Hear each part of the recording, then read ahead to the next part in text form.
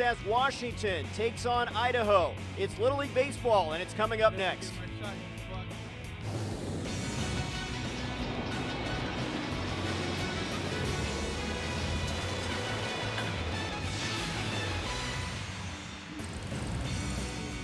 Welcome to Al Houghton Stadium, San Bernardino, California. The site, it's Game 2 Northwest Region play as Seattle, Washington takes on Coeur d'Alene, Idaho. Hi everybody, I'm Trey Bender alongside Greg Olson for this one. Two teams that have some similarities in that these kids have known each other for a long time. Well, both of these teams have had their core together for the better part of 4 to 5 years, and so we're seeing the success coming from that. Well, we'll see how it plays out today as each one of these teams will try to win their opener. Washington from the West Seattle Little League, just to the west of downtown, and it's a club that really bonds together well. Well, West Seattle has been together for 7 years. Last year they won the state title as 11-year-olds. They weren't allowed to continue on, and as 12-year-olds they won the state title again. The state of Washington has fared very well in the Northwest Regional through the years in Little League Baseball. Idaho, meanwhile, from Coeur d'Alene, a beautiful part of the country, and they have experience as well, and they feel like they can win Game 1. Town of 45,000, they have competed together as a unit. For the last 4 years, they've won 3 state championships. So it's Washington and Idaho, Pacific Northwest rivals squaring off here in San Bernardino in the warm conditions at Al Houghton Stadium. First pitch comes up next.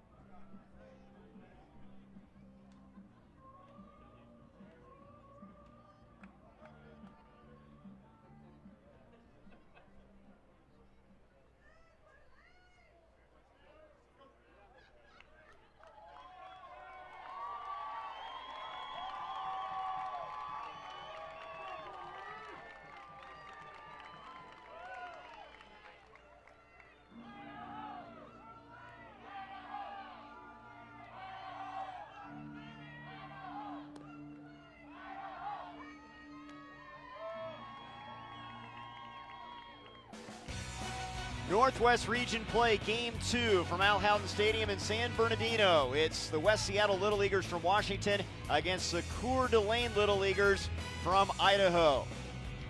They venture into Northwest Region play here at the Western Regional Complex in San Bernardino. As we take a look at the batting order for the Seattle team, Caden Fay bats in the cleanup spot, and he's the son of the manager, Mike Fay. It's a team that has a bunch of kids who played with and against each other for 7 years. They know each other well. and it has worked out well for them the last couple of seasons, especially as they're hoping to get things started with the sticks against a pitcher that is a big Mariners fan. Braden Newby has played football, basketball, and baseball competitively. They're going to go the right-hander here. Newby gets the call. No, Braden Newby, nice mechanics on the mound, right-handed pitcher, short little leg kick, and then just brings the heat. Hard-throwing right-hander.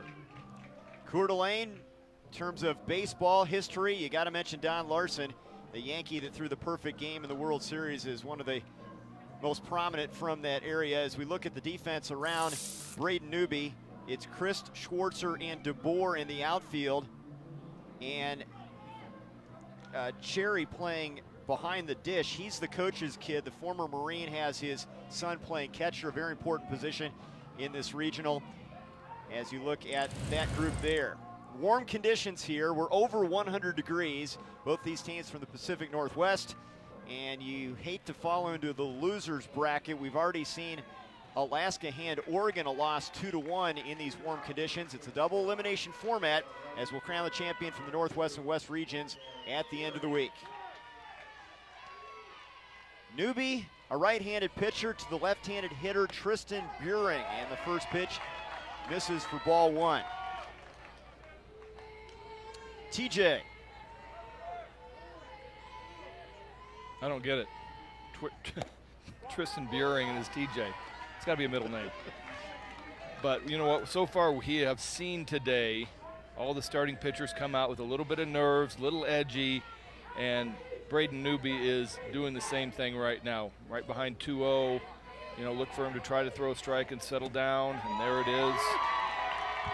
Find a way not to get too nervous and fall behind and end up walking the leadoff hitter of the game. Tristan James Buring. That's what I said. The middle name has to be a J. TJ, yep.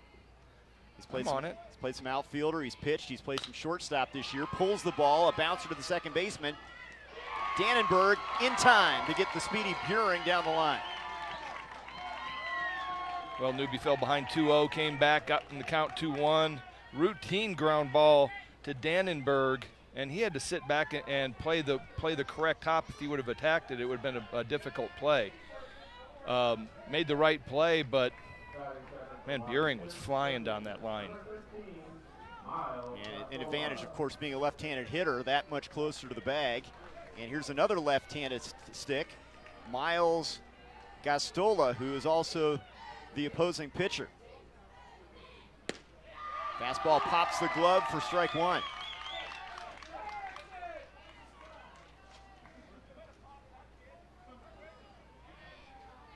A lot of adrenaline pumping through the veins of Newby as he misses with that one. Well, he settled down nicely after the first two, and like I said, you know, it's hard for these 12-year-olds to come out here and all the nerves, and this is their moment, you know, they've been waiting for. And just a bit outside. Hey, you know what? I always like to send a message to the opposing hitters. Don't get too comfortable.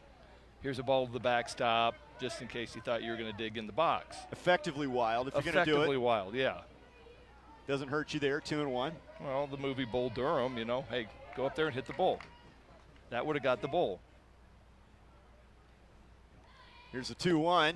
That catches a corner of beauty, 2-2. And then right back into the strike zone. That's perfect.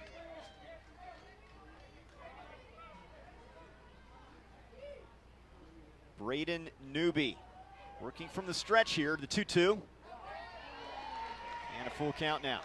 And that was his first breaking ball that he's thrown today. Looked like a little bit of a slider or cut fastball. Tried to come around the back door, just missed up. Probably go right back to that 67, 68 mile an hour fastball.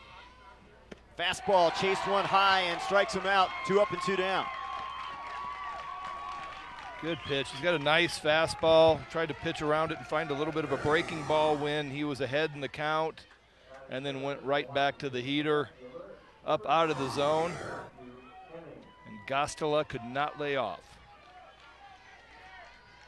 Now Matthew Henning, Hen Dog. Hen Dog.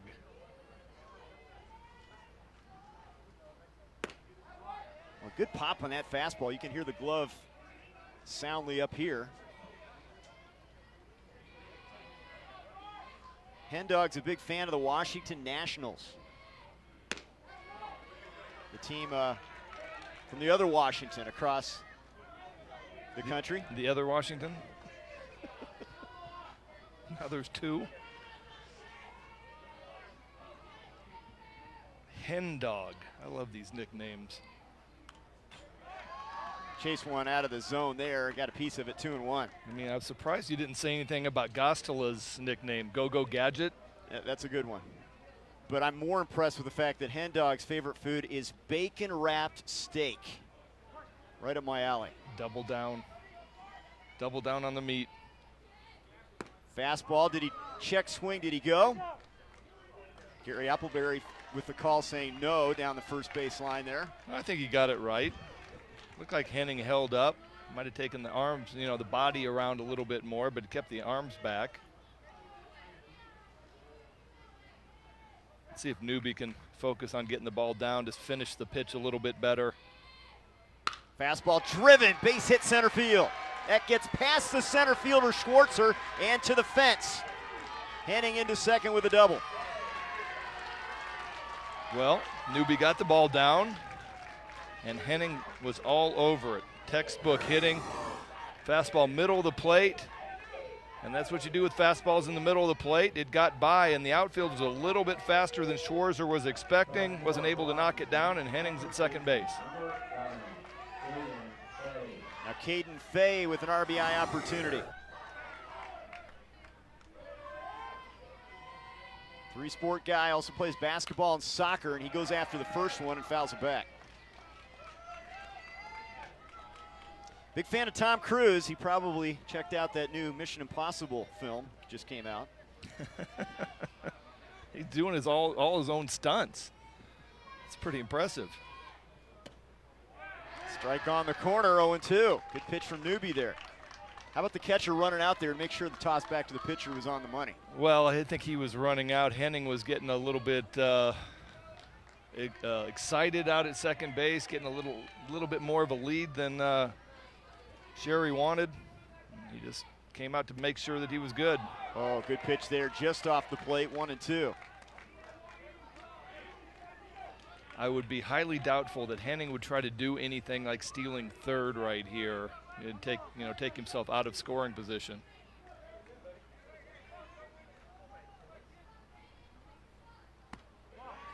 2-2. Newby, a fastball pitcher. He comes right after you. He's got a good fastball. He's got a little cut fastball, maybe a slider that comes off of it. He's just having trouble finishing the pitches right now, and he's not able to get the ball down in the zone. There's Fay getting a piece of that one to keep his at-bat alive. So if you'll watch from this view, as Newby throws the pitch, every time a fastball or his slider is elevated, he almost finishes the pitch standing straight up. And you want your pitchers to finish with a little bit of a back bend. So watch here, and there he finished it. He finished it with a back bend, and the ball was down. It just pulled it outside a little bit. Full count. You've got first base open. 2 outs, and West Seattle Little League trying to break through first against Coeur d'Alene. 3-2 fastball, blows it by him and strikes him out. Couple Ks in the inning, a double, but a runner stranded, and half an inning in the books. Braden Newby. That fastball clicking early. We're scoreless, underway in San Bernardino.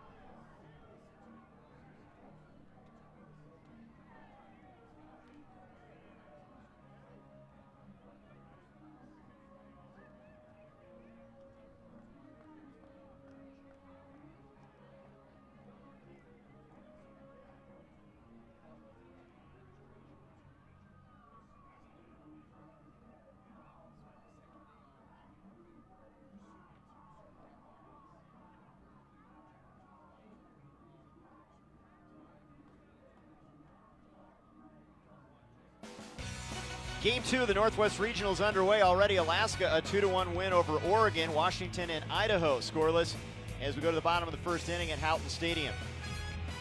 Idaho with their first at-bats. As you look at the Coeur d'Alene Little Leaguers, Avery Cherry, the manager's son, in the leadoff spot and catching for this program. It's a core of the team that has been together since age 9. They know each other really well. That can be beneficial in tight game situations. Well, it helps to know what you got and who's got your back, and these guys have been playing together and won state championships since they were 9. So there is a common belief, there's a system they got in place, and they play well with it. And here's Miles Gastola, the southpaw, getting the call. Favorite athlete ever, Jim Thorpe. And you mentioned that nickname, that's a good one. Go Gadget. Go Gastola, hopefully, for this West Seattle Little League team. And defensively, here's the group with him. Hazel Grove is the catcher. And a very important piece, has a pretty good arm back there. And Glover and Sherrick man the middle. Fay is the coach's son, and he's at first base. They rely on those guys to make a lot of plays for him. Avery Cherry for Coeur d'Alene. First pitch is swung on and fouled off. One of 4 kids on the team that has been to the All-Star State Finals 4 years in a row. He has a cousin, as you see, that played as well. Alex, his cousin. Gastola is throwing 71, which is the equivalent of 92 Major League Baseball, so he is bringing it. So far, the best fastball that we've seen here today. Oh, good pitch on the corner there, 1-2. At least small sample here. Looks like he could be an overpowering guy. Well, you know, tall, lanky kid gets back on the backside. His left leg loads up and just explodes from there. Got good loose arm. And it looks like his fastball has a little bit of a cut to it. Rocks and fires. Getting a piece of it is Cherry to stay alive. I just love the fact that we have a catcher leading off. You know, the only one I can think of is maybe Biggio when he was playing catcher for the Astros long, long ago. Yeah. But you just don't see catchers leading off the game. Swing and a miss, but that gets past the catcher, Hazel Grove, and reaching is Cherry after the strikeout. Gastola looked like he took a little bit off of it, maybe a cut fastball. I don't think a slider would be that hard. It was 66 miles an hour. Looked like a little cut fastball down out of the zone. Sherry swung through it, and Hazel Grove just wasn't able to get a glove on it. Now Chris Reynolds, the shortstop.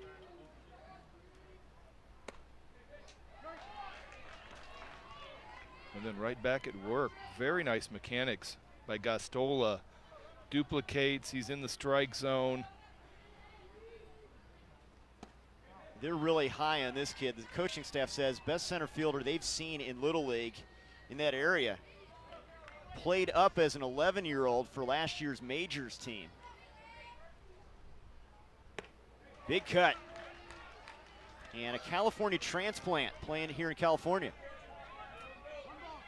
for the Idaho team. Well, you know he's a good player. I mean, his nickname's Bubba. You better back it up. You're going Bubba. You better back up Bubba. Better be able to play. He has pitched for this team, played some center field. He is at shortstop for this one. 2-2. Swing and a miss. Again, dropped by the catcher. Throw down to second. Safe.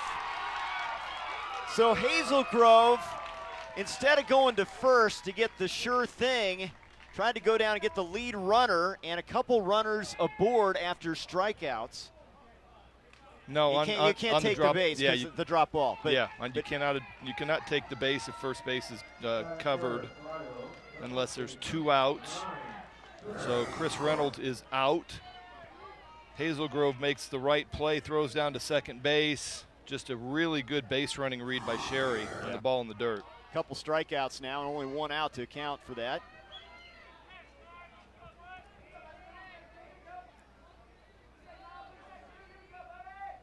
Very smart play by Hazel Grove. Yeah. You know, you got everybody running everywhere, and he came up firing to second base, which is the right play. Hey, Gostola's got a little bit of a cut fastball at 65, 66. I mean, it's impressive for somebody of this age. Lefty against lefty. Cooper Smith fouls it back. Smitty. Smitty. Everybody calls him Smitty. His dad is the president of the league, the Little League up there. Went to Williamsport last year to scout it out so he wouldn't be nervous when he played at this stage. That's a good way to check things out, get the lay of the land.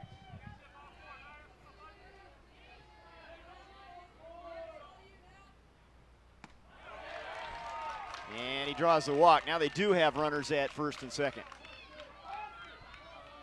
Well, Gostola's gotten a little bit wild on that at bat at least. He had a lefty up there, and it should have been major advantage Gostola, and he just wasn't able to get it back in the strike zone. Now Austin DeBoer, the best athlete on this team, tall kid at the plate. That one above the catcher, no throw from Hazel Grove, and the runners move up to second and third. Sherry to third, Smith to second. We've talked earlier, you know, there's really good times for the catcher to walk out, call timeout, and this would be one of them. And actually, our first baseman, Faye, is walking over to call a timeout. I love that. It's just, hey, let's settle in. You know, Gostola just threw another ball to the backstop. Here it is. And watch Hazel Grove, if we can see him. He bare hands it. It was just such a good read by Sherry at second base that he couldn't do anything with it, but played the ball off the wall. Bare hand was coming up ready to fire. You know, Gostola looks like a guy that's going to be hard to hit, but the question is his control. He's going to strike people out. There's no question. Well, and that's, you know, part of the mystique is, hey, he's all over the board right now. I don't really want to get too comfortable, you know, especially as left-handed hitter. So a couple of my middle of the lineup guys, 3 and 4 spots, are lefties. He kind of wipes them out. He makes them uncomfortable. 3-0 to DeBoer.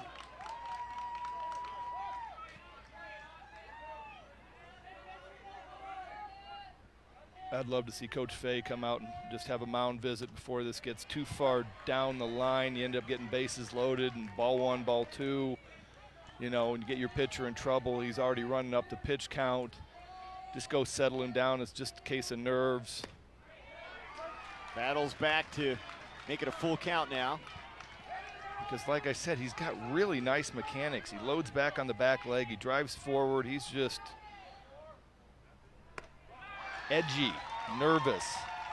Back-to-back walks given up, bases loaded with 1 down.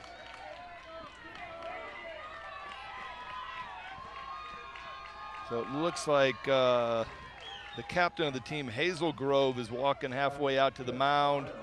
Wants the corner infielders in, first and third base. Middle infield is back looking for a double play. And here's the captain, the third baseman, Cooper Erickson, at the dish. Big cut, strike 1. You want to put 4 on the board right there. Pop-Tart. Where are you going to go with that one, Trey? Good breakfast item. This is one of my favorite breakfast items, yes. I mean, you know, you don't go there all the time, but sometimes you need that. I just want to know how he came up with that one. Who came up with that one? The coaches say they don't know why. There's a swing and a miss. So I'm reading up about Pop-Tart here. Nobody knows the origin of Pop-Tart. No, it's a kid's secret, apparently. Here's the 1-2. Got him swinging. And there's DeBoer battling back his 3rd K, second out of the inning. Well, Gostola got the ball down in the zone a little bit. He's still elevated around the waist, but his fastball was just too good for Erickson in that at bat. Now you got Braden Newby, pitcher, coming up. Ball one low. Gastola's already struck out 3 this inning, 2 walks. It's been an eventful inning for him, and he's going to run up into the 30 pitches right away, and that's about the last thing, you know, Washington wanted to see. Ooh. 2-0 now. Look at the base runners. Got Cherry and Smith and DeBoer, third to first. 3-0 now. Now the pressure on the pitcher here to throw a strike. I got to be honest with you, Trey. I don't have any earthly idea where those last 2 pitches were. You know, I thought they were pretty good pitches. I know he's been all over the board, so the umpire is not giving him the benefit of the doubt. There's a strike. Catches the inside corner with 1. 3-1. That was almost identical to the 2-0 pitch, or excuse me, the 1-0 pitch. And then the 2-0 pitch I thought was down and away, good pitch. Gastola deals, that's upstairs, and he walks in a run. Newby picks up the RBI, and Idaho in front 1-0. Well, and that will be an earned run. A wild pitch on the first strikeout to Avery Sherry. And we're going to have a mound trip. You mentioned the mechanics. The things he does out there are impressive, but he has not been able to control it of late. Well, I haven't seen enough of him. I like the mechanics, but as a young pitcher, or even as an old pitcher, when I got to be old, if you try to throw too hard, your effort level's too high, it's hard to get balls down in the zone, and that's exactly what we're seeing right now. Is it seems like he is so amped up that he is unable to get the ball down in the strike zone. Other than the first hitter, he hasn't thrown a ball below the knees. Well, let's give credit to Idaho for being patient up there. They're looking at a lot of pitches. They're looking at a lot of pitches, and they've taken some really close pitches that have been up around the waist and a little bit higher that are they really look good to the hitter's eye to hit, but they're not good hitting. Jake Dannenberg now with the bases loaded. Ball 1. He's not getting that pitch just on the edge of the plate there. That's foul back. That's the pitch I'd like to see him be able to duplicate. Just be able to work down in the zone. You don't need, he's been throwing 72, 73. Let's get 71 and just be down on the bottom of the zone. Bouncing ball, base hit right field. Smith scores. DeBoer rounds third. Here's the throw. It's cut off as DeBoer will score. 2 more across, 3-0.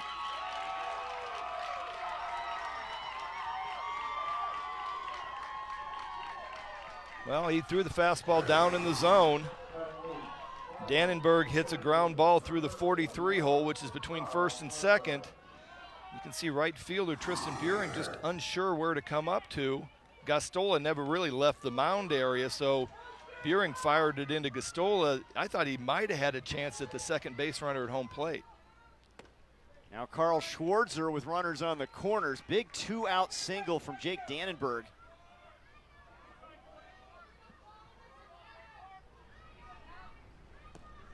That skips through the wickets, and another run comes across.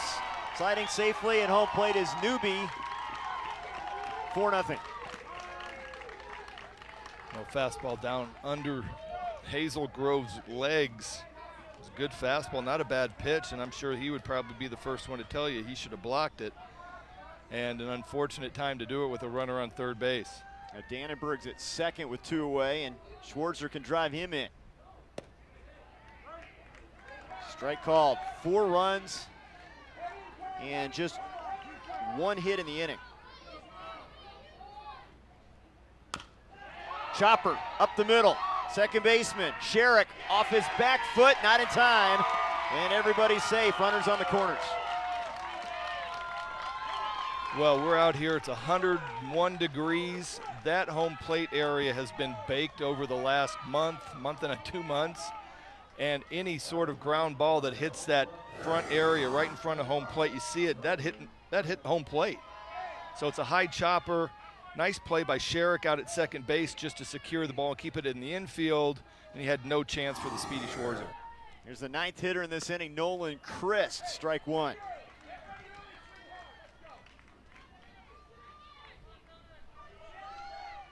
Big KD fan, likes the Golden State Warriors. So I'm curious to see if we're going to see any sort of games being played by Idaho, runners on first and third. They didn't do anything the last time they had that. But you can see that Washington is trying to combat the first and third play by quickly getting it back to a great athlete in Gastola. Keep the ball in his hands. Looks like he overthrew that one outside. Well, you become frustrated because, you know, these are just ground balls that are finding holes, you know, and other than the walks, which are his fault, but he's not in his right mind right now. He's getting caught up in the game, getting caught up in the emotion of 4 runs in the first inning. He's obviously a really good pitcher. He's throwing 72, 73, which we haven't even seen yet here, so far up in San Bernardino. This is 4th walk now, and we'll go to the top of the order, Avery Cherry. Bases loaded. Remember, Cherry struck out but reached. And now they'll have a conference on the hill. Now, Little League Baseball is unlike college, high school, Major League Baseball, where you get 2 mound visits before you, and then the 3rd time you have to take him out. So we could see another mound visit here, give somebody a chance to warm up underneath or just to settle him down a little bit, because right now we're at 44 pitches, and he's getting really close to not being able to pitch for 3 days just based on 1 inning of work. Trying to work out of this jam. Bases full, 2 down.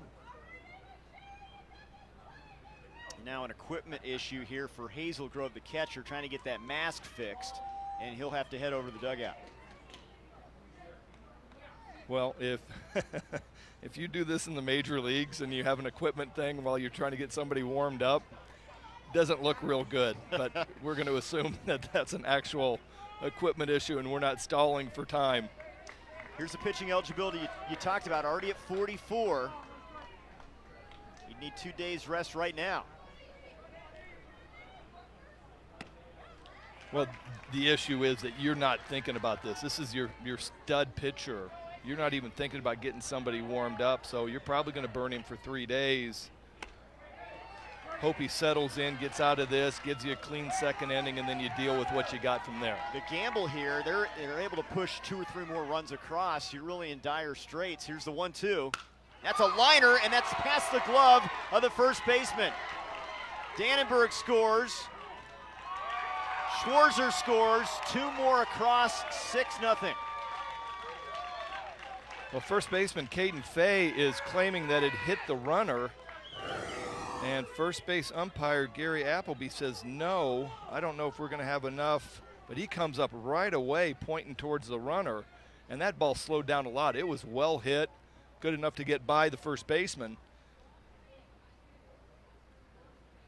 Let's see if we're going to look for a review and if we have enough of a camera angle moving that quick on the play.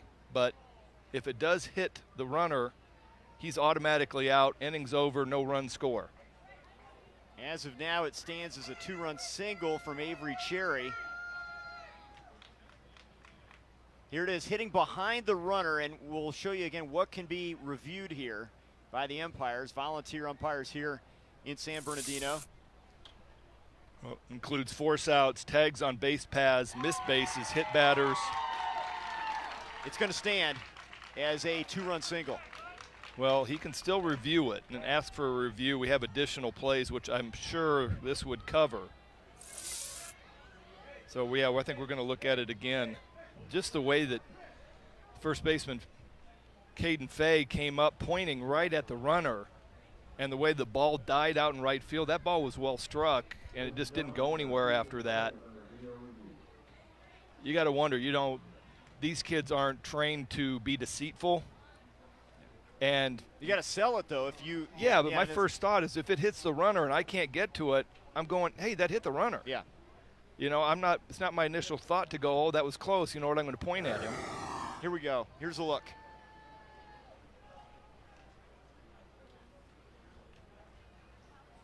Challenging whether it hit the runner here. That's Christ at first base. Well, first base umpire Appleby's right there. And no call was made that it hit the runner. No. The call on the field is an RBI, 2 RBI single. It's a 2 RBI single right now. I don't know if they have enough to tell. And the confirmation, it did not hit the runner. The 2-run single for Cherry stands. That's a big play. 6-0 now, Idaho. Well, I mean, if it hit him at all, the runner didn't flinch. You know, and maybe it was so close that Caden Fay pointed, thought it did. I don't know. But, first base umpire Appleby was right there on the play. Big inning continues. Chris Reynolds now, strike 1. They've hit around 6 runs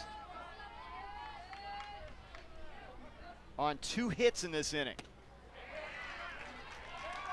The walks have been what's damaging. 4 given up by Gastola. And then one of the strikeouts was a wild pitch, so he was on after he struck out. So right now, for me as a Little League coach, and I'm up 6, I'm really thinking about playing a first and third game and having the runner at first base steal, trying to take advantage of my hitters in a 1-2 hole. Chopper, foul, first base side. Now the other school thinking here, Reynolds, one of their top hitters, hitting in the 2 hole. You got Smith on deck. The meter your order. You can make a big inning that much bigger. No, I know. There's a couple schools of thought. I'm just going, he's in a 1-2 hole. Maybe I can get him up again next inning if I get thrown out at second base, steal a run. Something happens where I'm able to get the runner in from third base and I steal a free run. I don't know. Like we talked about, you were the undefeated T-ball coach. What are you doing in this situation? Letting the players play. Here's the grounder to short. Glover bobbles it, and everybody's safe. Christ will score, and it's 7-0, and the inning continues.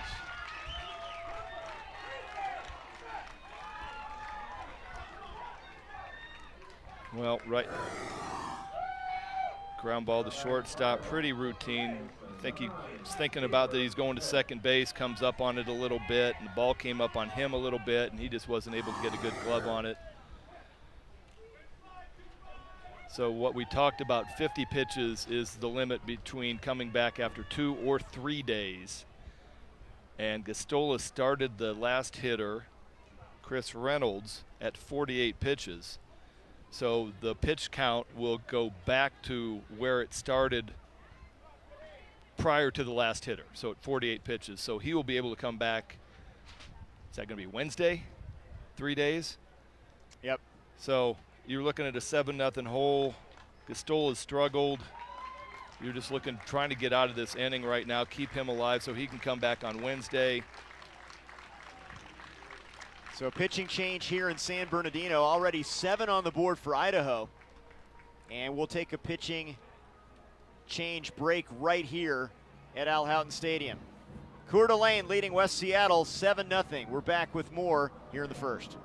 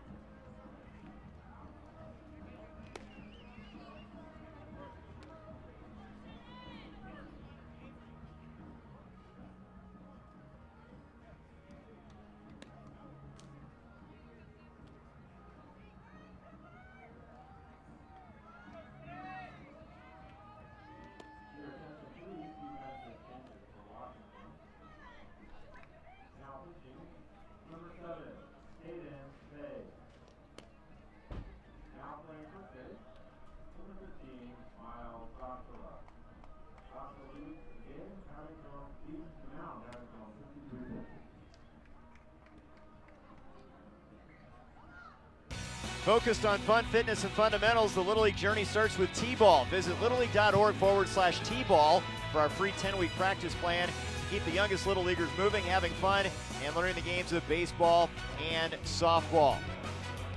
So 7 runs across in this inning and a pitching change for the West Seattle Little Leaguers.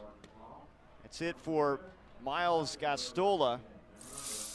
And now they're going to go with Caden Fay, who makes a move from first base. They switch positions. And right now, you're just looking for that third out. I hope your team can stay in it with their bats coming up in the second inning, get back into this one. Well, you're right now, you're just trying to get out of this inning and get back in the dugout, pull the boys together. We've had an error, we had 4 walks, we've had a wild pitch. You know, we've had almost everything that possibly could go wrong for Washington go wrong. Cooper Smith walked and scored earlier in this inning, and he fouls off the first offering. If you're Coeur d'Alene, you don't want this to stop. This is the kind of roll you want to get on right out of the gate after winning the Idaho State Championship. There's a strike on the corner. Chase, the starter, a guy that looked like he'd be tough to deal with after striking out the first 2 he faced. Right. Gastola had great stuff. Fastball 71, 72.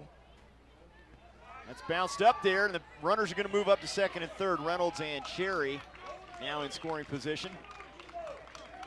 And now we're seeing a little bit different pitcher in Fay, where, you know, fastball at 61 so far, thrown a couple off-speed pitches. Smith rips it to center field. Cherry scores. Reynolds rounding third. Here's the throw to the plate. A little bit offline, and he touches the plate safely. And into second safely is Smith. It's 9-0. A nice base running by Chris Reynolds. First of all, great hit. Cooper Smith, fastball, drives it straight up the middle. Perfect hitting. See center fielder Eli Palmer come up. Great arm from center field, throws it straight in. And Hazelgrove just wasn't able to get the ball quick enough, and probably would have liked to see him in front of the baseline and then come back towards for the tag. But when you got a guy bearing down on you, which I never have, I never played catcher, so I'm not going to critique that. 2-2, DeBoer delivers a single to right field. Smith rounding third, they're going to hold him up. And that ball gets away, and here he comes from third base. And Smith will score standing up, and it's 10-0. And back to the bag safely is DeBoer after picking up an RBI. Well, we've seen Washington do that. Okay, first of all, nice base hit. Austin DeBoer gets the bat head out, flips it into right field. Right fielder Buring comes up, and so far what Washington has done is they put their cutoff man in the middle of the field. So they've left the pitcher as a cutoff man, and all the outfielders have thrown it directly to the pitcher on the mound. Well, coming from straight right field, there's nobody to back up the throw. So you'd rather have Gastola drop back into more of a cut towards first base. That way, if you overthrow him, it's right directly to the catcher, Hazelgrove. Well, a 10-run inning, and they've done most of the damage here with 2 outs, and now it'll be Chase Saunders with a pinch-hitting opportunity. With a runner at second, it's going to hit for Erickson. And this is what Little League does so well, make sure they guarantee playing time for everybody involved. Chopper hit up the middle. Glover can't field that one. Here comes DeBoer. He'll score. It's 11-0. Now it's all coming unraveled right now for Washington. That ground ball looked like it caught the backside of the mound or did something and kicked left on Wyatt Glover, and he overran it. So you could see this ball deflect left. And it was just another bad break in the line of many bad breaks so far in this first inning for Washington. Here's a swing and a fly ball foul down the right field line. Well, here's the run rule. If you're up 15, now they are the they're the home team here, so you got to play the full inning, and then 10 runs. Well, 3.5, 2.5 for 3.5 as a home team, Idaho. Bouncing ball hit up the middle. Glover steps on the bag to end the inning. But a huge inning it is for Idaho. 11 runs on 6 hits. And we're through 1 inning here in San Bernardino. Coeur d'Alene leading West Seattle Little League 11-0.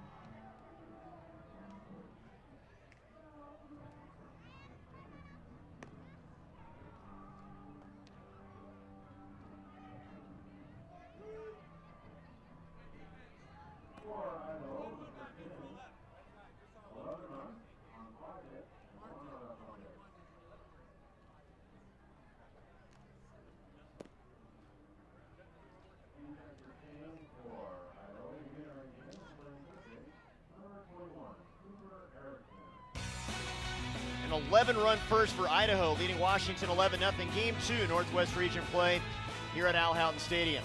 The Little League Grow the Game Grant Initiative has distributed over $2 million at the local level. Grant funding provides local Little Leagues resources for general improvement and to expand or establish softball, challenger division, and urban initiative programs. For more info, visit littleleague.org/grow the game. Well, you have endured as a player, I'm sure, rough innings, and how do you get back up off the mat now if you're Washington? Bobby Trigg to lead things off against Braden Newby. I thought you'd let you simmer and think about that. There's a ground ball to Dannenberg, and he retires Trigg with the throw to first base, 1 down. Well, right now I'm sitting in the dugout going, all right, you know what? They just hit us in the mouth. Let's see how you guys react. Let's go out. Let's get 3 or 4. Let's get back into the game, you know, get some things moving our way, and let's see if we can put together a couple good innings. I can't ask my guys to go out there and get 11 and tie the game up, but I can go get 2 or 3. Go get 3 or 4. Just piece this thing back piece by piece. You know, we've done it before. We'll do it again. Keep fighting. Well, they're going to bring a pinch hitter in here. Jake Daly is going to hit for Glover, Wyatt Glover. So Daly in the 6th spot in the order. Well, Washington has 13 players on their roster, so the other 5 players are not playing. Excuse me, they have 14. Here's Dannenberg again. Same result, 2 down. They have 14 players, so all 5 players that are substitutes have to get at least 1 at bat. They do not have to play in the field per Little League rules. But if you have 12 on your roster, then they have to substitute in, get 6 innings in the field and 1 at bat. Anything more than 12, 13, or 14, then it's 1 at bat. That might be all you get. So you can see Washington substituting Daly for Glover in that situation. Here's Eli Palmer, the center fielder. A couple quick outs for Newby, and he can just rock and fire it now with that comfortable lead. It's got to be a good feeling as a pitcher out there. Well, it's one of these bizarre situations where, you know, only in Little League you don't get a scouting report. Catch all the excitement of the Little League World Series, including how to visit Williamsport, scores, stats, highlights, and more. Visit littleleague.org or follow along on social media with hashtag LLWS. Palmer hits the chopper, and that's foul. Just left of the chalk down the third baseline. But in Little League, you get here, you got no scouting report whatsoever. Nobody from Washington's going to give you the scouting report on their all-star team that's representing. So for the most part, you're walking in here and you have no idea what you're competing against and what your guys are going to do, and all of a sudden you're down 11-0 and you're going, okay, I know we're not this bad, you know, let's regroup, pull it together. And Washington, Idaho is sitting there going, maybe we are this good. Well, they have played with like a motivated team coming out of here. Game number 2 of the Northwest region. 3-2 now to Palmer. And Newby gave up the double in the first inning. He's recorded 3 ground ball outs and a couple strikeouts along with it.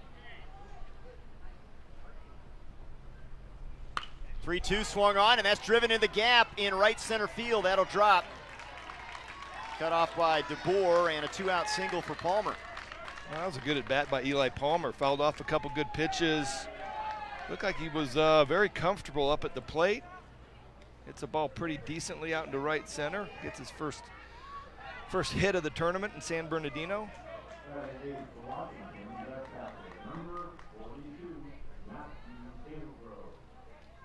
Now Matthew Hazelgrove with a runner aboard.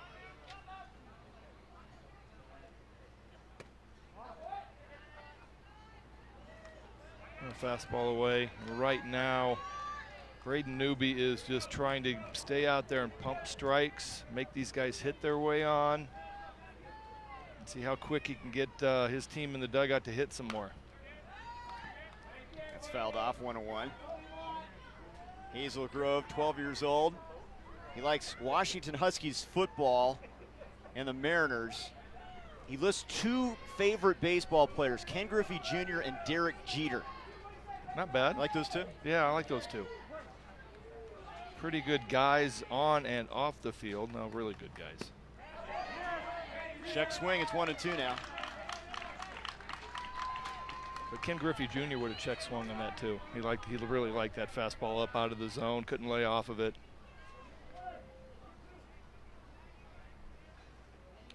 Got a piece of that one, just nicked it to stay alive.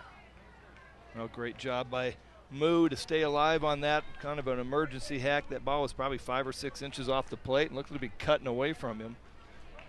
And he stays alive, and he's got another chance to win this fight. Fastball fouled off, fights it off first base side, into the seats. Yeah, kid got the souvenir, good move there. Nice. The younger kid giving it to the even younger kid. Yeah, I thought he was move. going to dogpile on himself and be the only guy out there fighting for this ball and keep it away from the little kid. Good sportsmanship here at the ballpark. 1-2, swung on, lifted into center, and it's going to drop a little Texas leaguer. And a single for Hazelgrove, and he's on. Well, he stayed alive, fought off a really good pitch outside the zone, and then that pitch looked like it was outside of the zone as well, and was able to get his bat out and flip it into center field. Yeah, that ball's way outside of the zone and cutting away. And hits it just well enough. Nice soft lob shot. Keeps the inning alive, and this is exactly what Washington needs right now. They need to get a little bit of a rally going, get a couple runs scored, get back into it so that it's not a completely demoralizing event after that 11-run bottom of the first. They're going to have a pinch runner here. Simon Vance is going to run for Hazelgrove. Vance now at first base. Speaking of junior, Ken Griffey Jr., Joe Sherrick. Big fan of that superstar, and he's the number 9 hitter. Trying to reach here and keep this inning going.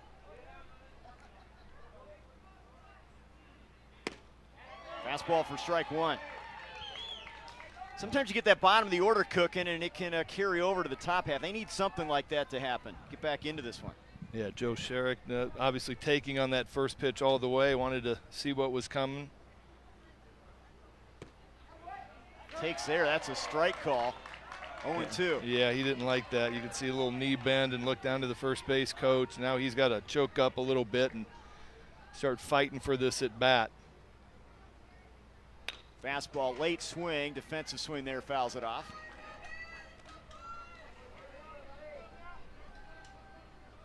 Well, he needs to dig in, move back in the box just a little bit more, choke up, and find a way to get this ball in play and keep this rally alive for Washington. Braden Newby trying to work out of the jam. The 0-2, again fouled off.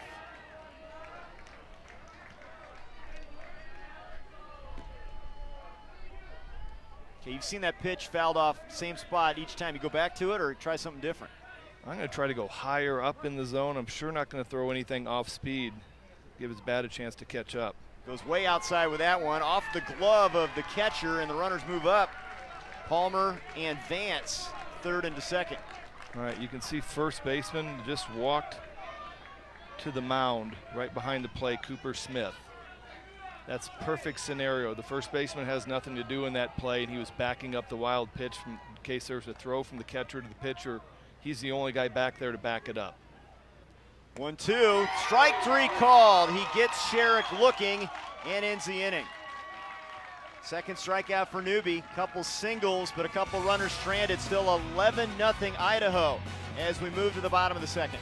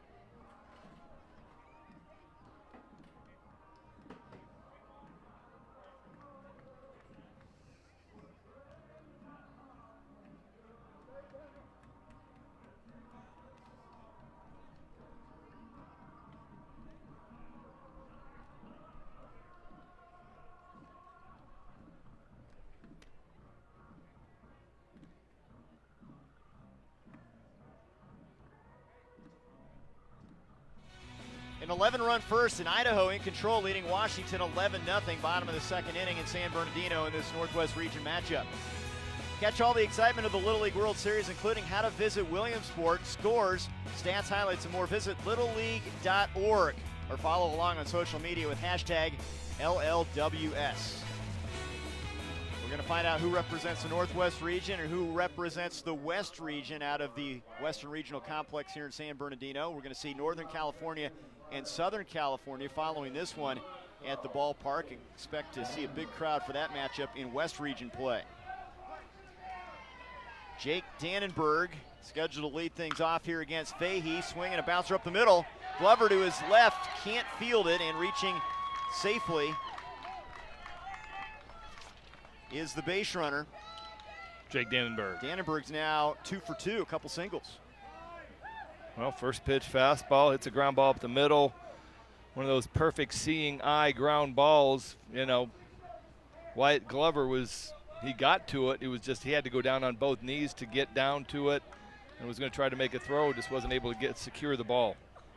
And this is going to be an opportunity to use a pinch hitter for Coeur d'Alene. A.J. Curry's going to come in and hit in the 8th spot in the order. Curry will hit in Schwarzer's spot.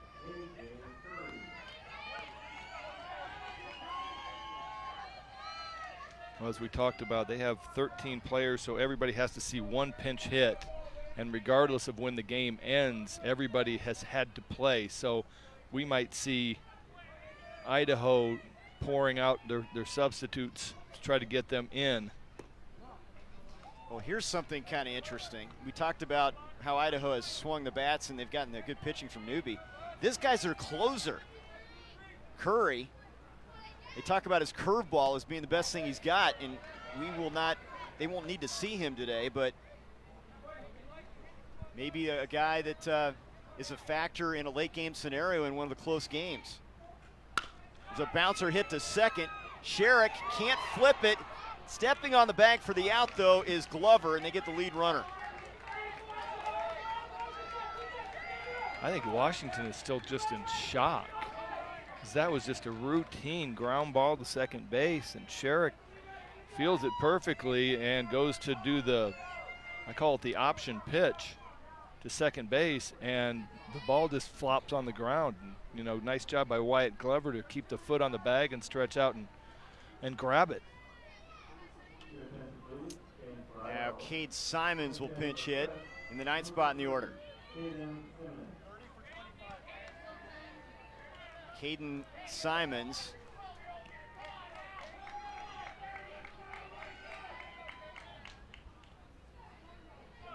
hitting for Christ.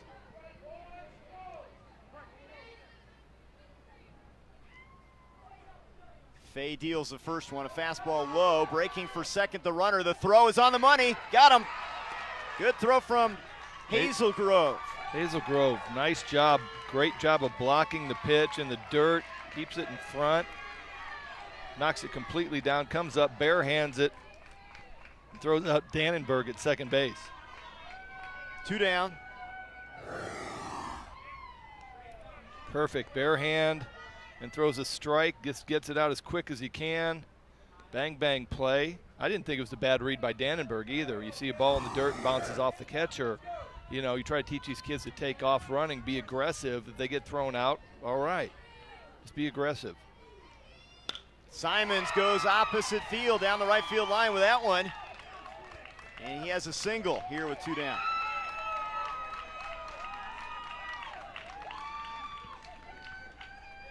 And Coeur d'Alene continues to hit. And we're back up at the top of the lineup for their 3rd at bat in 2 innings. Trey. And remember, they did all the damage with 2 outs in that first inning. Which is a really good sign for a championship caliber team. You're able to get it done. They scored their first run with 2 outs. Here's a bouncer hit to Glover at the shortstop position, steps on the bag to end the inning. Nothing across as it's still an 11-0 game. We're through 2 innings. They've out-hit Washington 7-3, and the Coeur d'Alene Little Leaguers looking good here in Northwest Region play.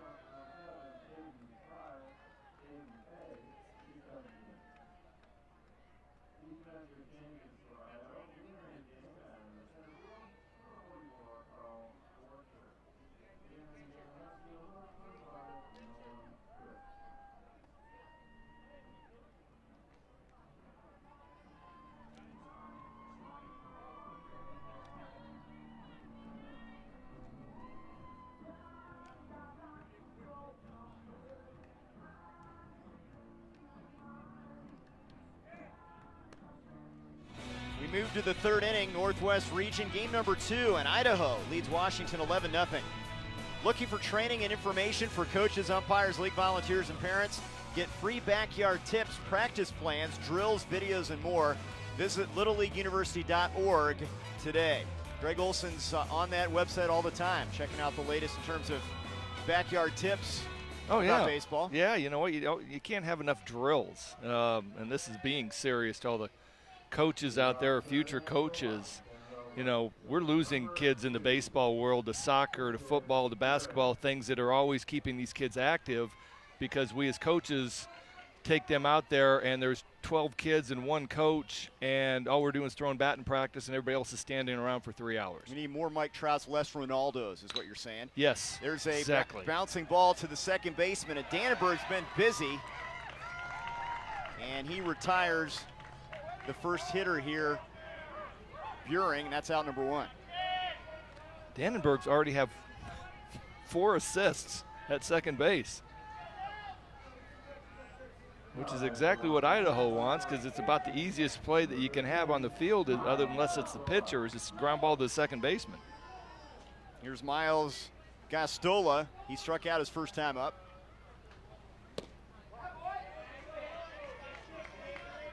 I'm anxious to see this kid again out on the mound, because he showed some flashes of what he can do on the mound. It just got away from him there, and the walks really bit him that first inning. Yeah, he's got a nice core, mechanics. You know, you can see he's tall, lanky. He looks like your prototypical left-handed pitcher in the major leagues. Right now, I can guarantee you, if I am in his shoes, and I've had a bad day already, I am looking to do something right now. Something big, try to turn this day around, make it a little bit better. Strike called on the corner, 3-1. And that's that conversation right now where you just said, I didn't get that in the first inning. Have to be a hitter here now. Strike on the inside corner. Good pitch from Newby as he works both sides of the plate. Newby's just been pumping fastballs. I think we've seen one breaking ball in the last 2 innings. He's gotten the 11-run lead, and he's just throwing fastballs. Hit it. And he loses Gastola here, walks him. First walk given up by Braden Newby. Well, Gastola took a couple good close pitches. Newby got back into the count after being down 3-0. See if he settles in. Tries to get strike 1 right here, very important. You don't want to walk another hitter. You don't want to give Washington any sort of momentum shift. Henning figured out Newby his first time up with a double to center. Swings and misses at the first offering.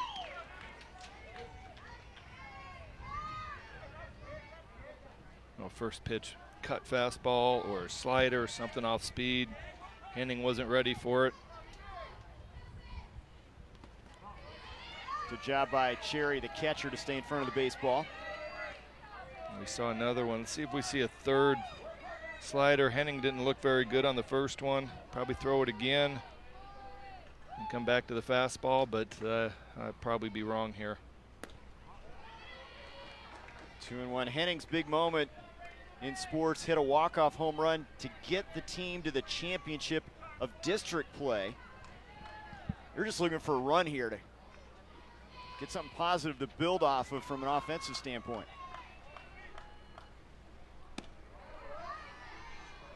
Ideally, you'd like 2 to get it inside that 10-run rule. Well, Braden Newby is struggling a little bit with his command. He'd like somebody just to call a timeout. You got an 11-run lead. You know, last thing you want to do is start walking some guys, because it's insurmountable if on hits alone.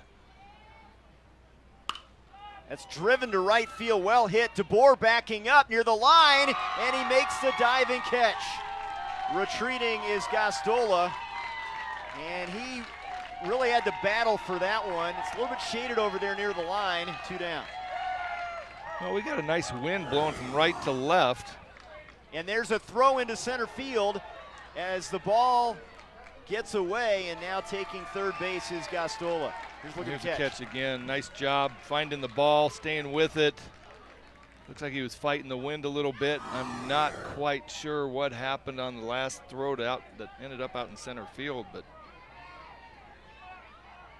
they've got a runner now. Coach Sherry sitting in the dugout going, quit throwing the ball around, stop it. Here's Caden Fay. He takes strike one. And you can see the middle infield right here, the shortstop, Chris Reynolds and Jake Dannenberg, both converging at second base as the throw's coming back from Sherry to Newby, which is textbook baseball. Because if this throw goes over Newby's head and nobody in the middle infield moves, that runner will score from third base, and it's just something so simple as a throw back from the catcher, but it has happened. And I love the fact that they are so well drilled. 1-2 now. They want to preserve the shutout here. And it's just something so small as that. Just walking over to second base, keeping your eye on the ball, being prepared for an overthrow. The 1-2. Got him. Strikes out Fay to end the inning. Good job by Newby battling out of that as a runner is stranded at third, and it's still an 11-0 game. We go to the bottom of the third. Coeur d'Alene in control.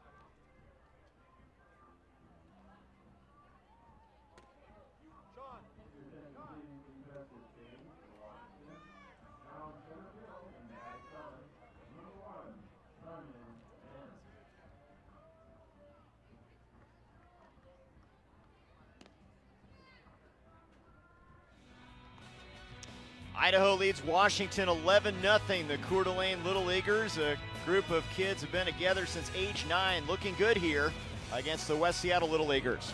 Want to play Little League in your local community? Visit playlittleleague.org. Enter your address and find a Little League program near you. It's warm, over 100 degrees. The Idaho Bats have been red hot in this one. And swinging away at the first pitch is Chris Reynolds, and he drives that one all the way to the fence. Rounding second, he wants a triple. Here's the throw. Out at third base. That was perfect relay. New center fielder Simon Vance dives for the ball out in center field. I don't blame him. Nice effort. Ball gets past him. Chris Reynolds running hard the whole way. This ball was well hit. So he lays out there, tries to stop it on the hop. Left fielder Matthew Henning comes in. Perfect relay to Wyatt Glover. Perfect throw. And Bobby Trigg has the ball sitting on the base. 8-6-5 on the putout after the hit from Reynolds. We might be seeing a review here.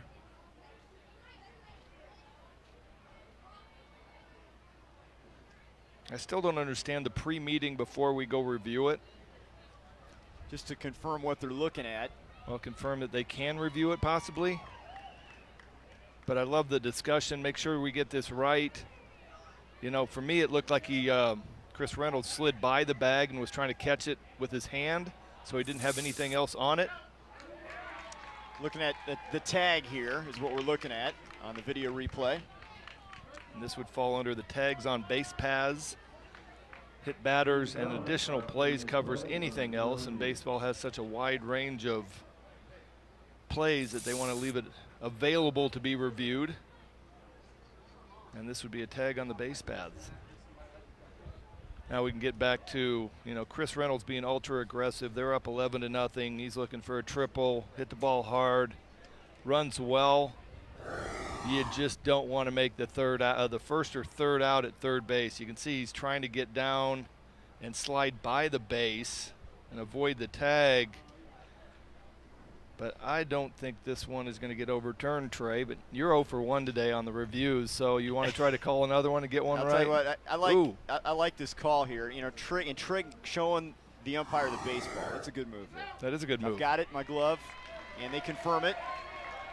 It was bang, bang, nice, but like I said, you're up 11-0. He's being aggressive. You can't fault the kid. You pat him on the butt. Nice job. Hey, great hit.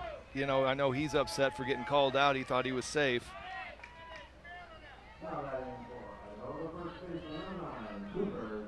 Cooper Smith now with one down. Well, you look at their lineup up and down, everybody's hitting. Smith has a single and a walk. He's driven in a couple already. He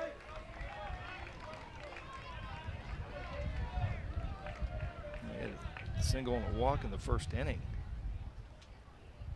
Has scored a couple runs.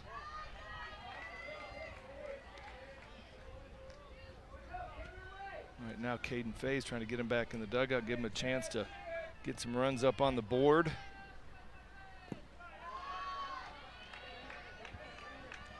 You got to feel good if you're Coeur d'Alene as well with what Newby has done out there. The question with him now is, do you preserve him when you talk big picture with this tournament?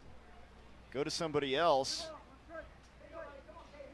Maybe you can bring the run rule into effect and he won't have to pitch that much more. There's a liner into right field, a base hit for Cooper Smith. And the hitting just continues for Coeur d'Alene. Nice piece of hit in Cooper Smith. Spraying the ball over the field too. Single to center field in the first. Single to right field right there. Good swing. You can see why he's batting in the 3 spot. And Idaho has got one more pinch hitter to use.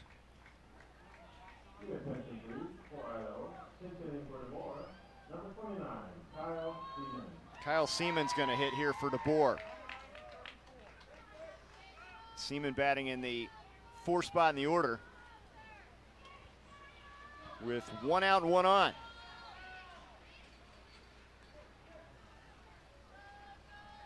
Destiny, have not played that one.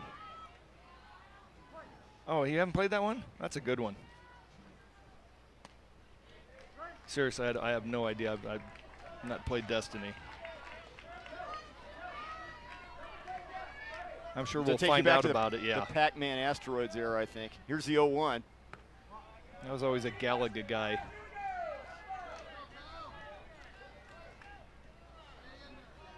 Even Castle Wolfenstein, you remember that one? I don't remember that one. 1-1 is fouled off. I think this has surprised some people the way Idaho has come out here, but remember, this is a gang that's been together for the last 3 years, the core of the team.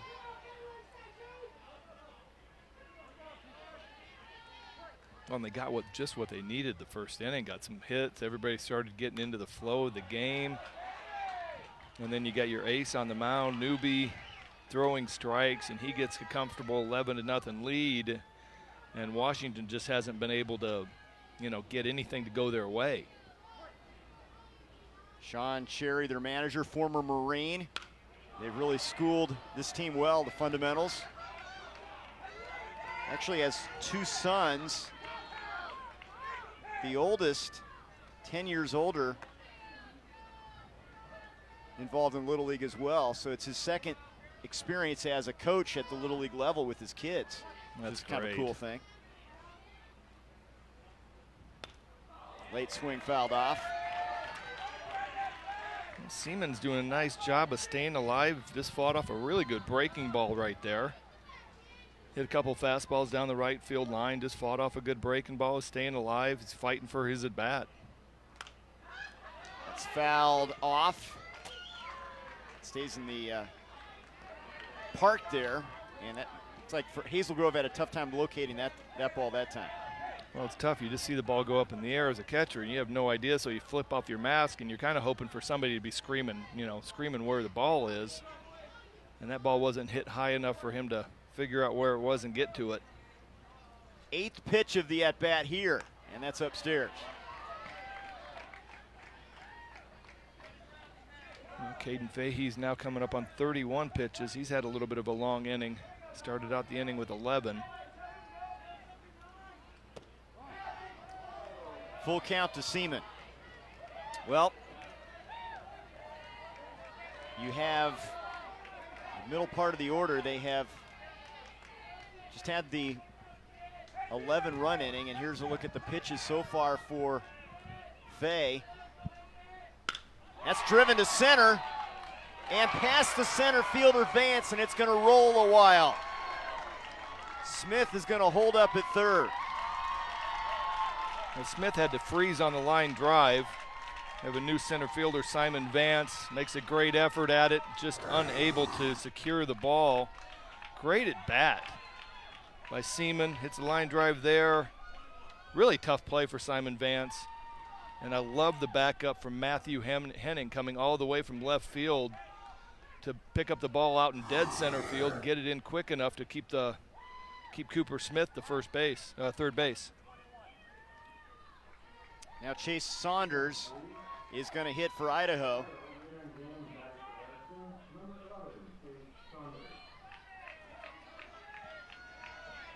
One out and two aboard.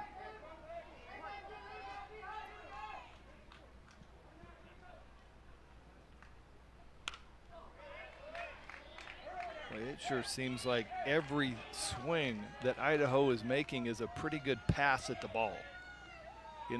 You haven't seen too many bad swings so far, and they're feeling hitterish. So inside, you saw where Saunders says a superstition is never talking about home runs, and you talk to the great home run hitters, and usually it's about the swing first, and it just develops into a home run. That bounces up there and gets away from Hazel Grove, and here comes another run. Smith will score, and it's 12-0. Well, that's the hardest pitch to block. Looked like a fastball in the dirt. Couldn't tell. Hazel Grove just wasn't able to get in front of it. Clipped off the side of his mask, I believe. And just not a whole lot you can do when you get a fastball in the dirt. It's the last place you're expecting a pitch.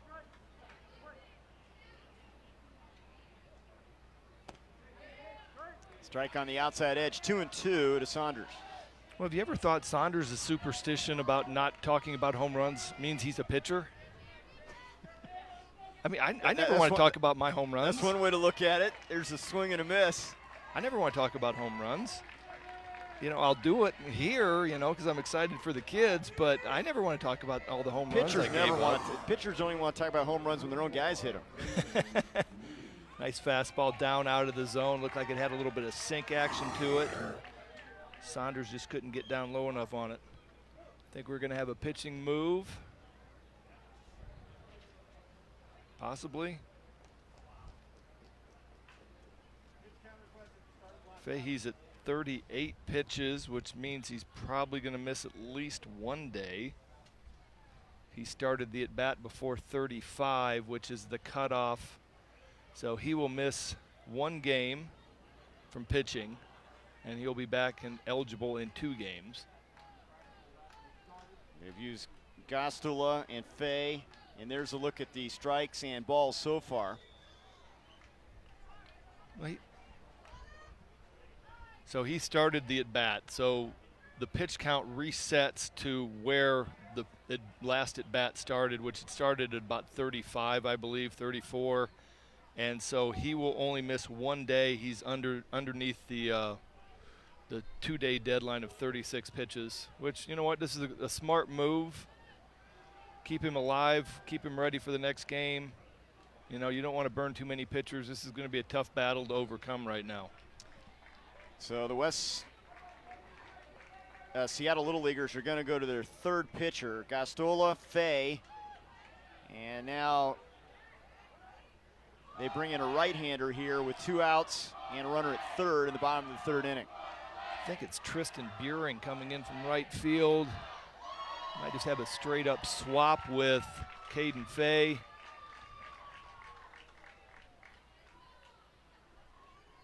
Yeah, Buring coming in. And we'll take a break, and we'll introduce our new pitcher when we come back. 12-0 Idaho in front of Washington here in San Bernardino.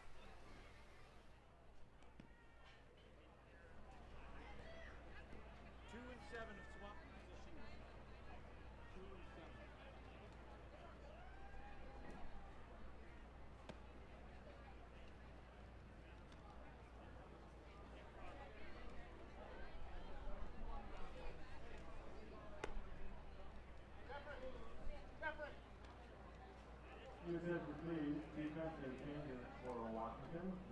Now in right field, number 7, Caden Fay.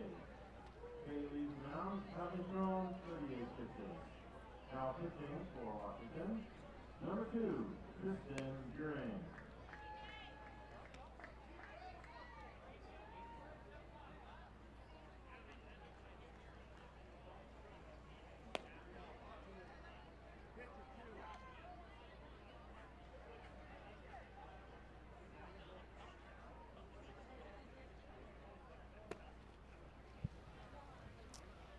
New pitcher, it's Buring coming in from right field to take over for Fay. Tristan, a guy that likes to visualize being successful out there in a game and eats healthy snacks as well.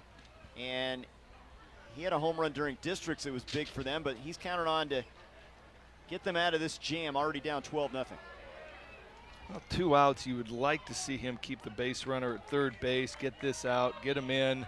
They're going to need 3 runs in the top of the 4th to keep this game moving, and you sure don't want to chase more than 3 or 4 runs. So this is a big out. The 9th to come to the plate in this inning for Coeur d'Alene. It's Braden Newby.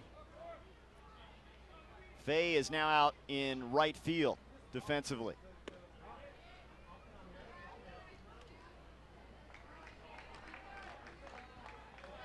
Well, I don't know where that pitch was, Trey. That one goes through the legs of the catcher Hazelgrove, and coming in to score is Seaman, and it's 13-0.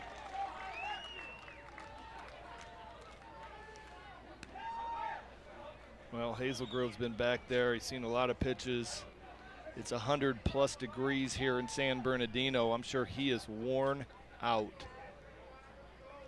And got just a little bit sloppy, and the ball got under his glove. Newby takes a strike. Yeah, you got to be a special breed to be a catcher. Wear all that gear, especially in hot conditions. Take care of your pitcher out there.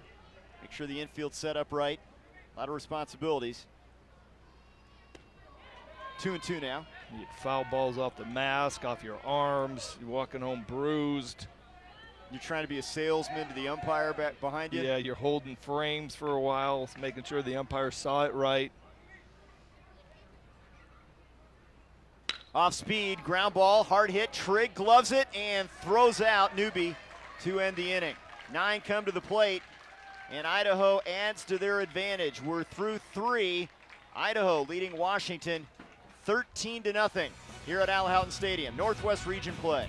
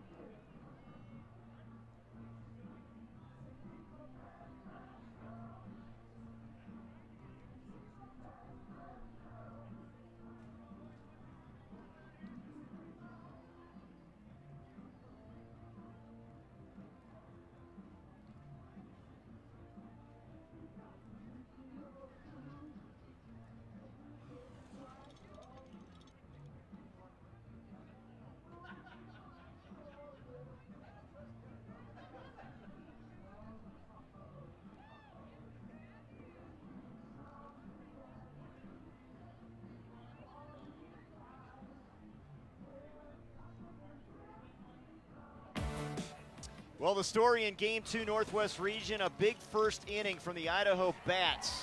They hit around, they drive in 11 runs, a 2-run single from Dannenberg, also a single from Cherry, and break this game open in the early stages to jump out to an 11-0 lead. 2 more in the third, and then the pitching from Braden Newby has been sensational.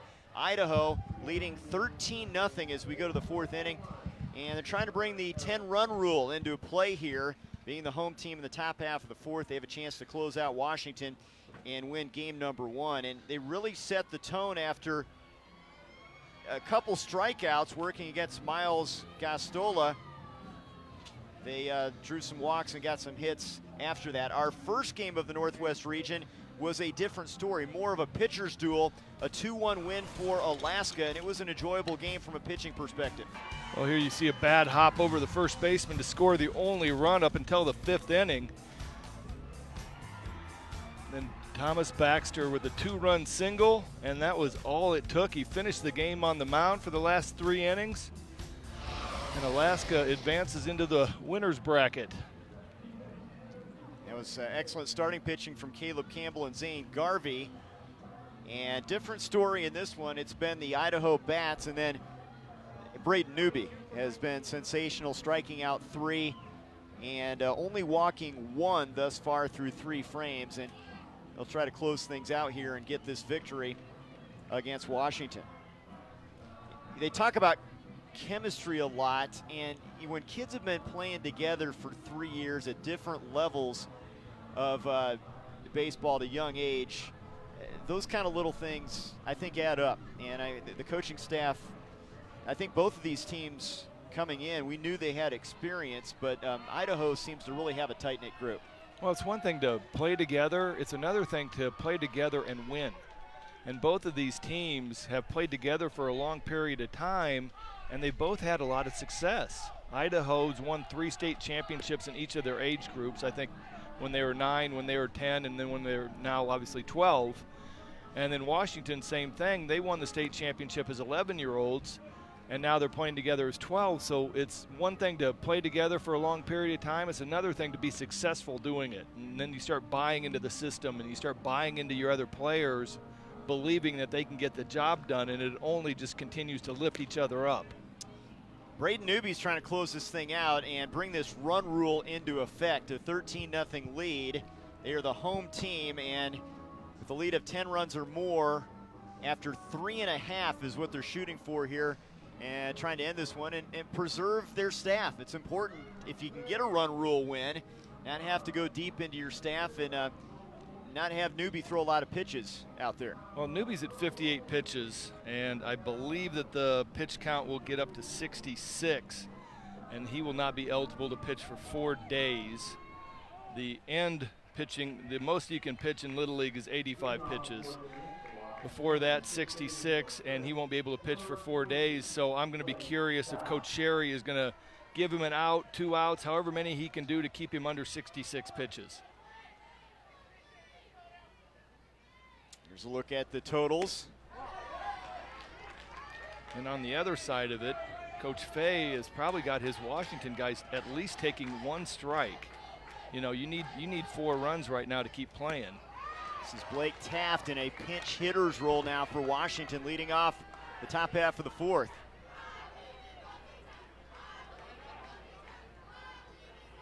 West Seattle Little Leaguers have run into a buzzsaw in this one as he fouls that one off. Right off the front foot. That does not feel very good, and he's taking it pretty well, looking down at it going, yeah, that kind of hurt. All right. No, I'm good. Can't let the pitcher know it hurts, though. Oh, no, but, you know, me as a pitcher, I know how much that hurts, so I'm throwing another sinker down and in, trying to get another foul ball off with his foot. 2-2 now. You know, the old wrestling adage where, you know, somebody's got a hurt arm, you keep beating on it, somebody fouls the ball off their foot, then I got to come right back in there and try to do it again. Pitch to Taft, swung on, and a bouncer hit to the third baseman and past the third baseman, Erickson, and into left field, so Taft is aboard. Well, Taft got a fastball up in the zone, hit a ground ball through third base, and you could just see the ball skid. Cooper Erickson's kind of looking around going, I had a beat on that ball, then all of a sudden it just dove down. You know, when the infield is this dry and this hard, that second bounce is going to be a skid. And they're going to make a move here with the pitcher. So we talked about that pitch count for Newby, and they make a move here. Let the field work for you. You got it? There you go. Sherry. And Coach Sherry's mic'd up. Probably your prototypical Marine, not a whole lot to say. Here, go get some outs, let's go. So they're gonna go to a left-hander here. And this is DeBoer, I believe, coming in from right field. Yeah, Austin DeBoer getting the call.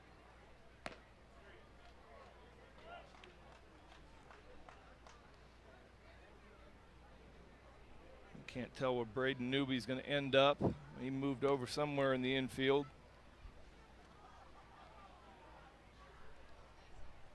Well, we've seen DeBoer do it with his bat, has a double and a single already.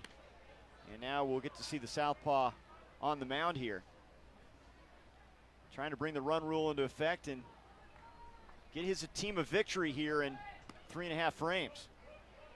He doesn't wash his uniform after a win, so that's what they're hoping for here. They're hoping that one stays as is as they get one in the win column. Okay, so they won state 3, 4, 5 days ago. So I'm going to assume that jersey's been just sitting in a bag somewhere. He's probably the term of what you can deodorize it, I guess. Yeah, and not wash it. No, that defeats everything. I mean, that's washing, deodorizing, that's all of it. You can't do anything. That's got some Idaho dirt on it right there. You can see it up around the sleeves. DeBoer in a situation where he can close this one out. Top of the fourth, one out, or nobody out, while runner on after the Taft single. That one gets past the catcher, and Taft's going to move up to second base.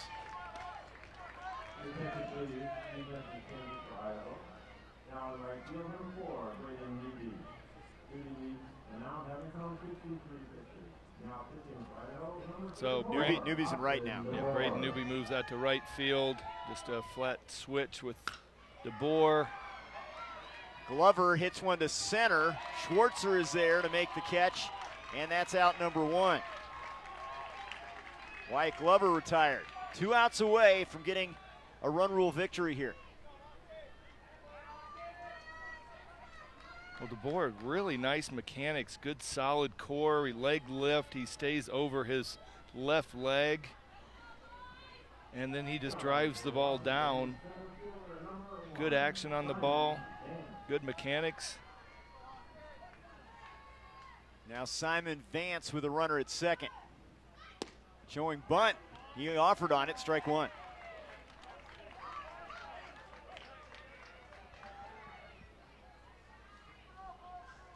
So Washington is trying to get all their substitutes in. They got a couple left that I have not seen play. By Little League rules, you have to do it. So I am sure that they are hoping to get a couple more at bats so they can get everybody some playing time and a taste of San Bernardino.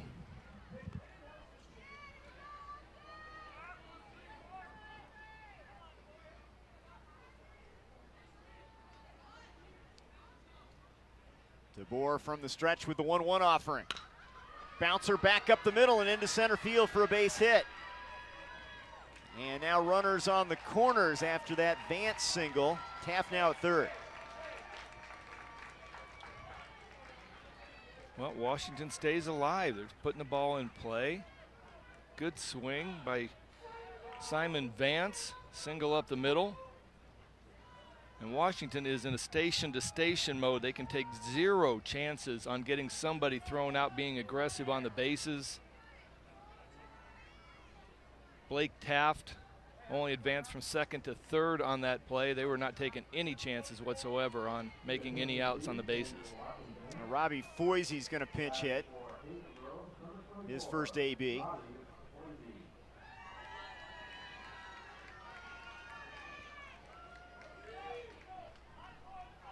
Isn't that your favorite food? Pizza? Depends what kind we're talking about. I'm not a big anchovies guy. Fastball for a strike, throw down to second. There's that safety valve with the shortstop, Reynolds, moving up. Well, the Little League, when they have runners on first and third, the runner at first base cannot leave the base until the ball crosses home plate, and it's basically in the catcher's hands. Foisey, little looper, and it's over the first baseman's head to the bag. No, not in time, and the bases are loaded. So Foisey's on with a little bloop infield single. Well, you'll watch Major League games, and in a situation like this where it's 13-0, the first baseman isn't even close to first base. He's told the pitcher he's not holding him on. There's no pickoffs. If you want to steal second base, go ahead. And Cooper Smith's over at first base and basically in front of the runner. If he had been playing behind in more of a safe defensive position, that would have been just a pop-up directly to him. Instead, it was a difficult play. Ball drops.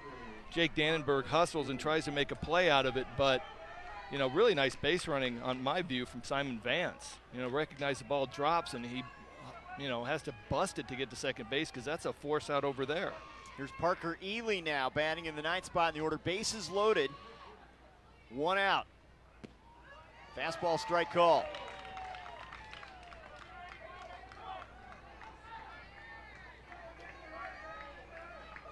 Austin DeBoer trying to close the door here in the fourth.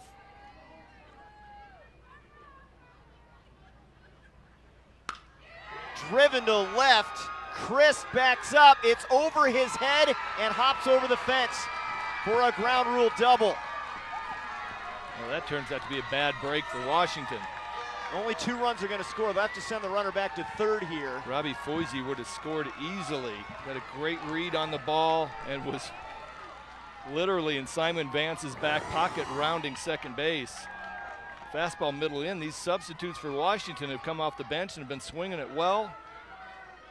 Tough ball in the sun. One hops over. And Robbie Foisey's going to have to go back. He's a trail runner number 24 right there. He's going to have to go back to third base. But right now, Washington's one hit away from extending the game. Captain Vance score. Here's Tristan Buring now, top of the order. Takes a strike on the corner. How about the pinch hitters coming through there? Bottom part of the order. Put a couple on the board. Well, that's 3 pinch hitters in a row that have gotten hits.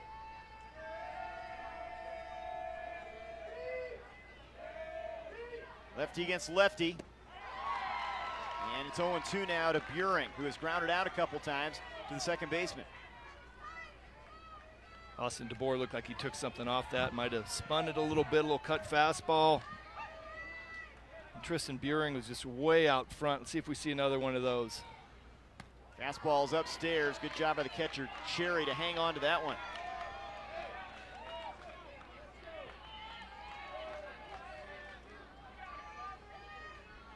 Foisey at third, Ely at second with 1 away.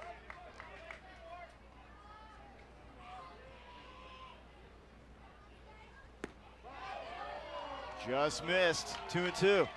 I like Avery Sherry back there catching the ball deep, not reaching out to get it, letting it come a little bit deeper so it's got a better chance of getting called for a third strike.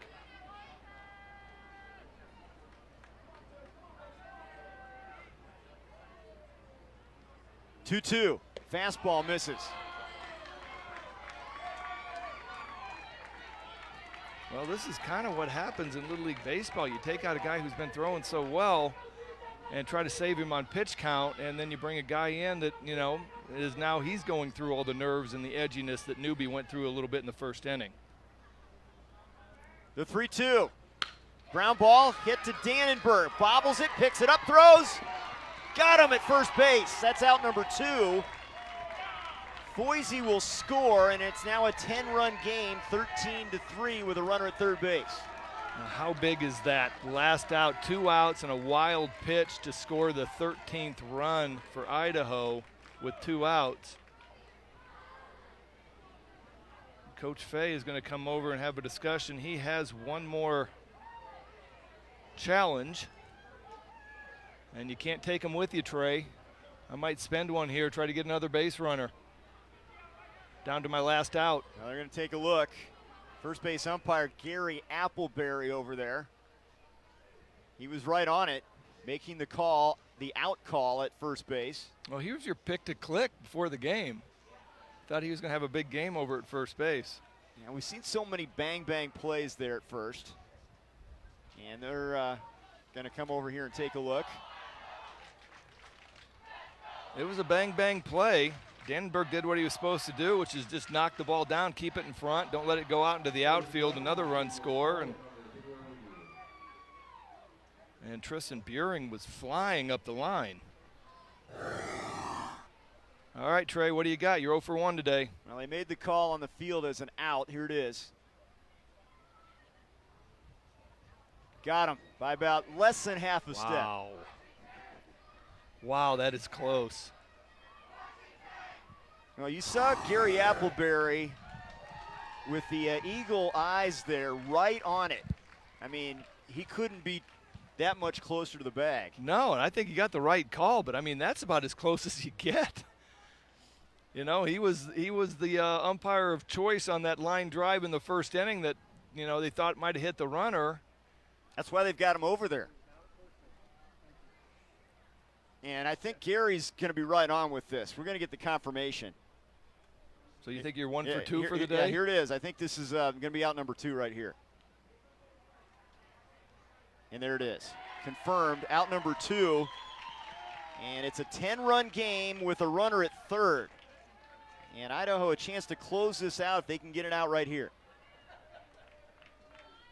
Now we got Miles Gastola up.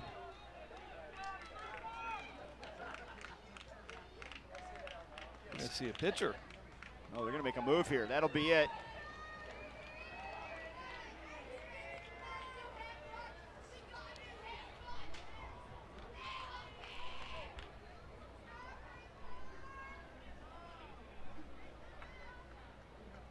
Hey, good hitter coming up here. Keep the ball low.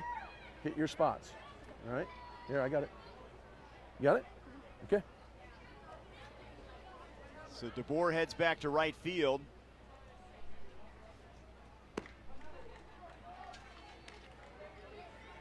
Newby moves over to center. Reynolds pitching now.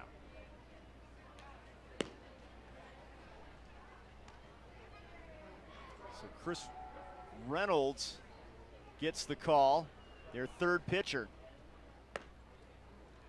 Called on here to get the final out and bring this run rule into effect here in the top of the fourth. I think Carl Schwarzer is going to move to shortstop. Chris Reynolds, a hard-throwing right-hander. Another kid with pretty solid mechanics. Kind of a max effort guy, which means that, you know, once he gets that leg up, that full body and arm are going. He's going as hard as he can go. Good way to build arm strength is to spend time throwing as hard as you can throw, whether it be long catch, on the mound, wherever you can, just cut it loose. Well, here's the guy that started on the mound for the West Seattle Little Leaguers, Miles Gastola. He has struck out and walked so far, trying to bring in that runner Ely from third base and extend this game. Right now the 10-run rule into effect here in the top of the fourth. First pitch, he goes after it, strike one.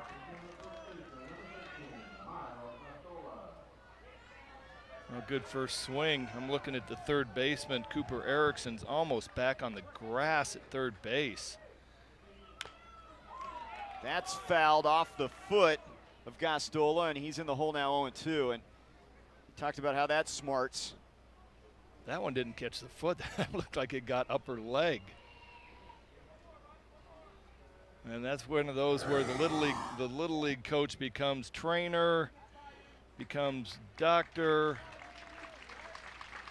Bounced up and caught the back of the leg, but the little league coach becomes everything right there. You're coming out and, you know, just enough to be dangerous as a trainer, and then you're trying to talk him into going, all right, hey, let's be positive here, let's get a hit, come on, keep us alive.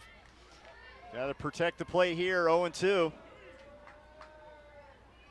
Reynolds trying to get Idaho the victory. Here's the 0-2. Swing and a miss, the strikeout. The catcher Sherry throws down to first, not in time. And the run scores. Ely comes in from third, and they have cut it to a 9-run deficit, and they continue on here.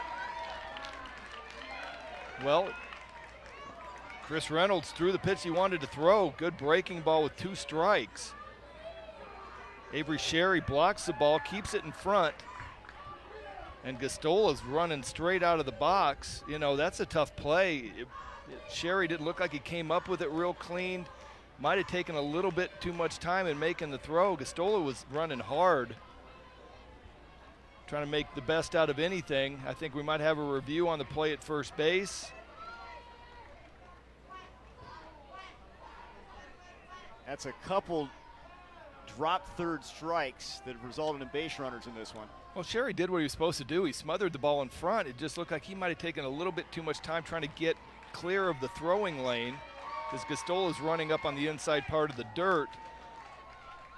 And Sherry just took a little bit too much time. He probably, you know, in that situation, I was thinking maybe an arm fake and you can got an easy tag at home plate, because the runner was going to have head down and running as hard as he can run from third. Well, that gives Washington new life. Now a 9-run game with 2 down. And Gastola at first base.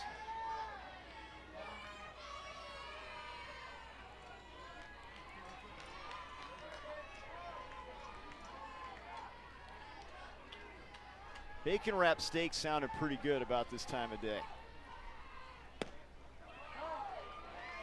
No, good fastball. Chris Reynolds can bring it. Really good fastball. And right now, you just want to get in the dugout, try to score 1 run, and call it a day. Keep this lead right where it's at. Bouncer, off the glove of the pitcher. Reynolds picks it up, can't make a throw. Great reaction there just to get the glove up and knock it down. Keeps it on the infield. Runners now first and second.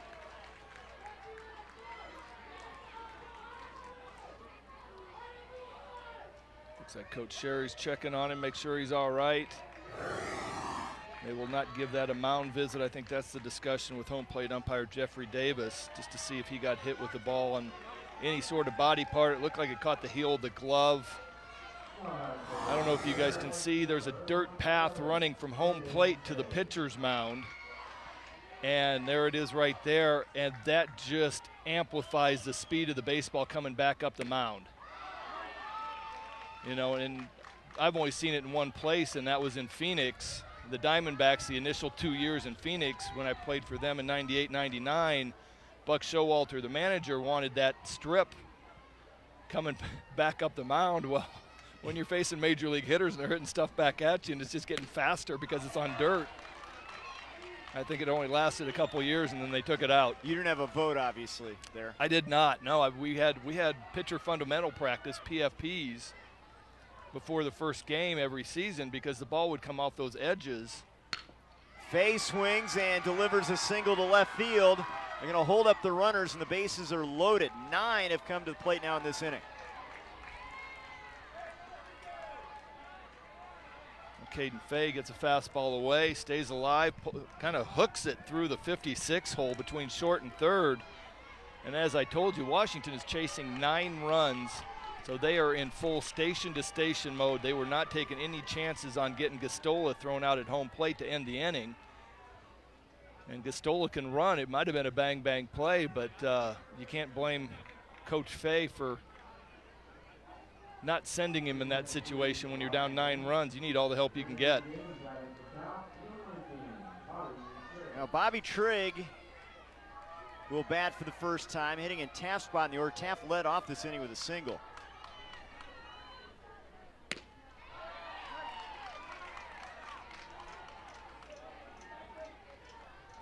Well, Trey, it looks like Washington woke up. Will it be too little too late? We're in the 4th.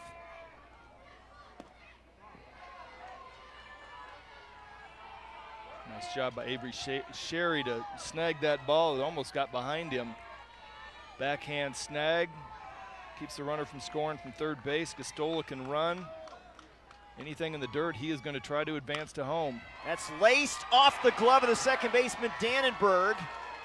And a couple runs come in. And it's 13-6 now in the top of the fourth.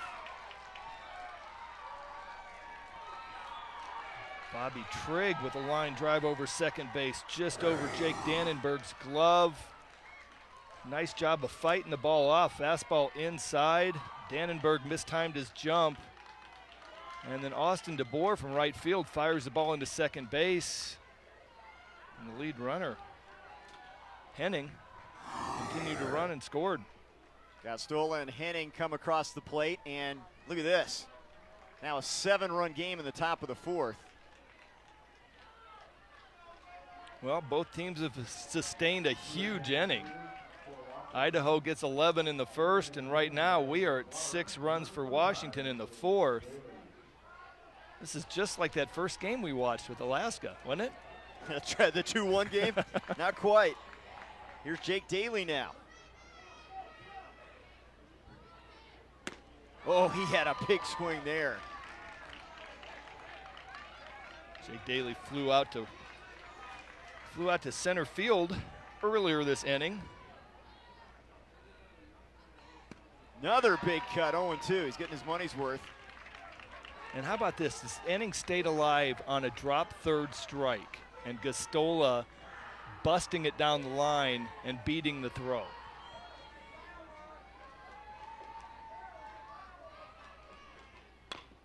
Bouncer foul, and remember, it's the same Gastola that started the game and had a strikeout that was a drop third strike. To start the whole thing in the first inning. Yeah, it was kind of the tone was set early, and now it's been reset a little bit by the same guy. Well, he started out the inning striking out. He struck out 3 in the first inning, but gave up 11 runs.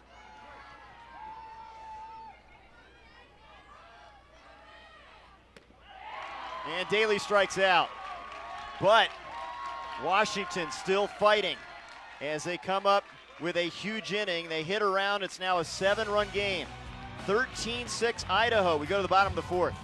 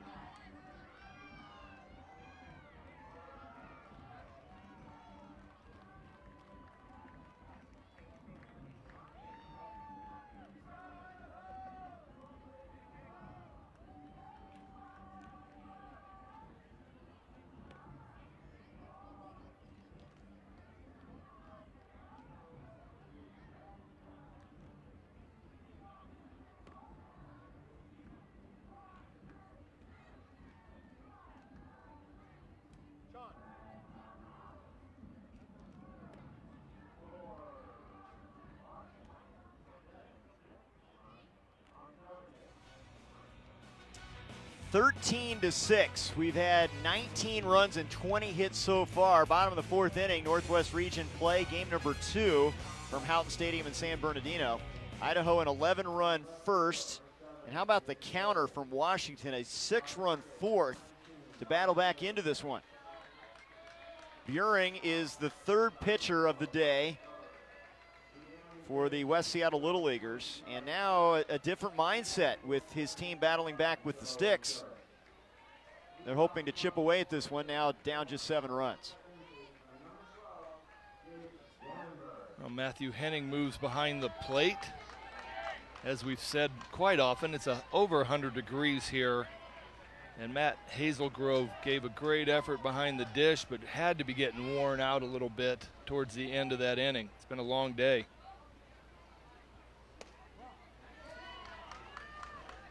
First pitch is inside to Jake Dannenberg, who has had a productive day, not just in the field, but at the plate. A couple singles, couple RBIs, and he hammers that one to center, right at the center fielder.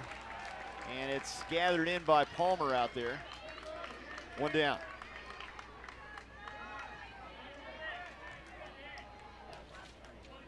Well, good fastball. Tristan Buring just throwing strikes, trying to keep his team alive, keep Idaho from getting on the board. A master of the obvious statements by me, but you know what? If I'm sending him out there, I am literally going, hey, just get us back in here. We got the momentum. You know, throw strikes, get ahead, get them out, let our defense make some plays. We got the momentum right now. Who's to say we can't go out and throw another 6th spot up in the top of the 5th? Just get us back in here. Here's A.J. Curry now. That's my best motivational speech, Trey. You know, this has the makings that old school American League, you know, Brewers-Red Sox game. Balls flying out of the park at Fenway. I mean, I'm going back to the Jim Rice, Gorman Thomas type stuff. There's a bouncer hit to the shortstop, and the throw is in time. Good play made over there. As that was Glover, 2 down. Nice play by Glover, just attacking from the shortstop spot, knowing he's got very little time.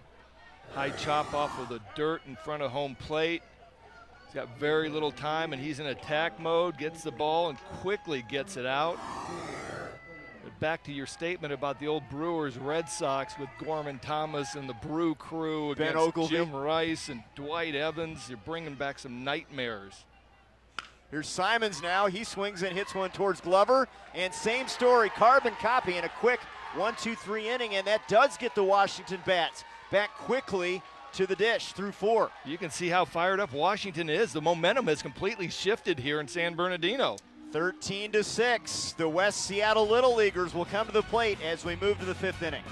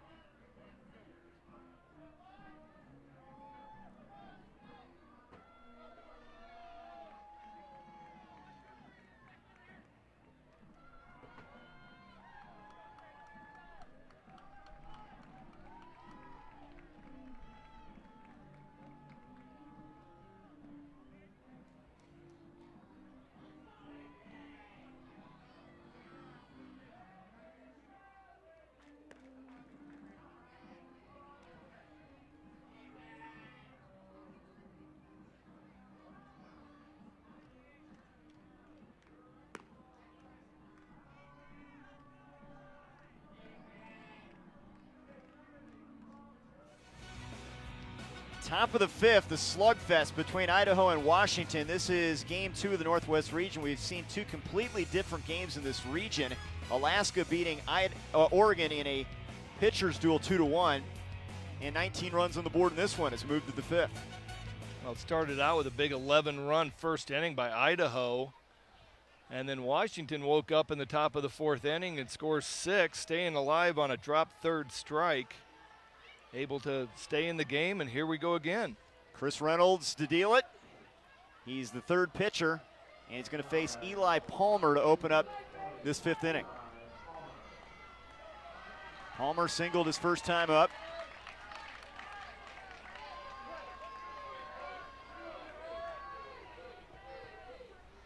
And that's inside for ball 1. See the shadows starting to move over the infield grass here as the day wears on. Palmer, a burritos fan, didn't mention if that was of the breakfast burrito variety or not. I think that fits everything. You got egg, you got chicken, you got steak. I think that covers every piece of a burrito that you can possibly have. I'm not really a breakfast burrito guy, though. I kind of venture somewhere else for my first meal of the day. There's a swing and a miss. Seriously? Yeah. A little bacon on the egg, and Now, I'm kind of a yogurt granola guy to get the day started. I can see that out of you. Yeah. Salad for dinner. Here's someone, too. It's a bouncer hit to the third baseman. Erickson with the throw. Not in time. Good speed from Palmer. Down the line, he's aboard. Well, Cooper Erickson did everything he could from the third base side. He is playing so deep that it's going to be difficult for any slow ball hit to third base for him to come up and make the play. And so that ball was kind of a routine ground ball to the 56 hole. Cooper Erickson went about 15, 20 feet to his left, made a great play, got his feet squared up, and just bases are too short. He didn't have enough time. Now Robert Foisey with his second at bat. Foisey was one of the substitutes in the fourth inning that started the rally for Washington. There's a wild pitch. Palmer ends up at second base. Now, despite the fact that Washington is feeling it offensively, it's still a 7-run lead for Idaho. But the momentum is swinging so strongly to the Washington side right now. Absolutely. I can't agree more. You can see how pumped up Washington was getting in the dugout after a 1-2-3 bottom of the fourth, realizing, hey, we're still alive, we're still in this, let's get to fighting. Kind of a half swing, and Foisey misses on it. That's out number one. Yeah, you know what? Hitters talk quite often about the shadows coming across the infield. So the pitcher's in the sun, the hitters are in the shadows. It creates a dilemma as a hitter seeing the ball. And we're going to have another pitching change here. That'll be it for Reynolds.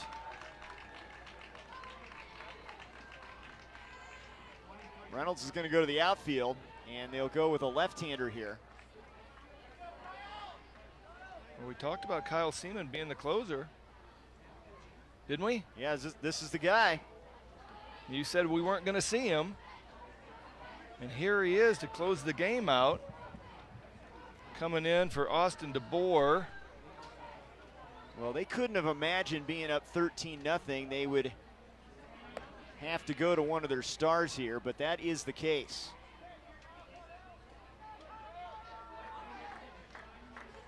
Well, Idaho has, by my count, 5 outs left in their game. Washington has 5 outs left in their game, and you're doing everything you can as a coach to come in and get those 5 outs, however you can get them. So, yeah. Go ahead. Yeah, and this is not their closer, but a guy that they have counted on, a crafty lefty, Kyle Seaman.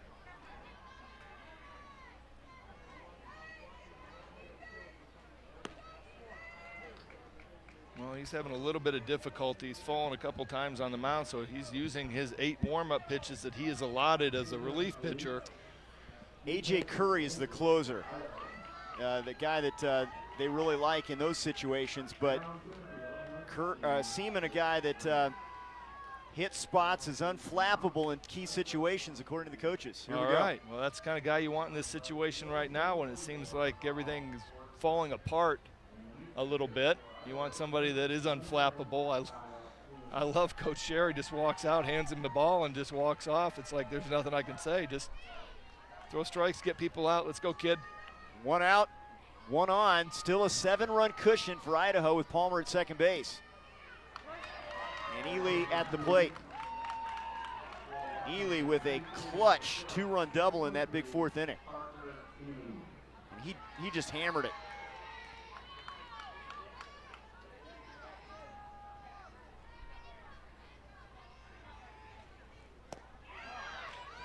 That's off the plate, 1-1. Good pitch. Yeah, he's a little bit below the hitting zone, about 59, 60 miles an hour. Keeps the ball down, just wants ground balls. Looks like we have Chris Reynolds moving back to shortstop.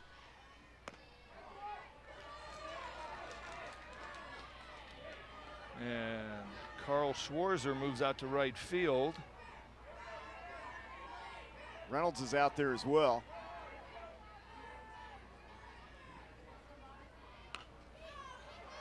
one's back by us, Trey.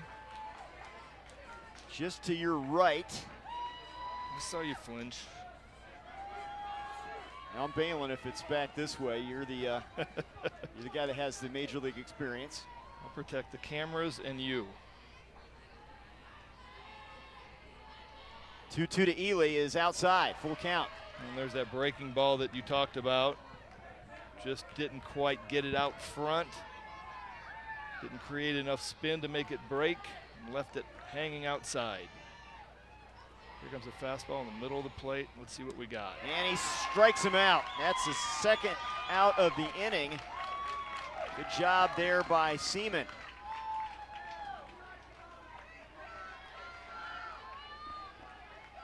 Back up to Tristan Buring. Nice. You can see the ball cuts a little bit.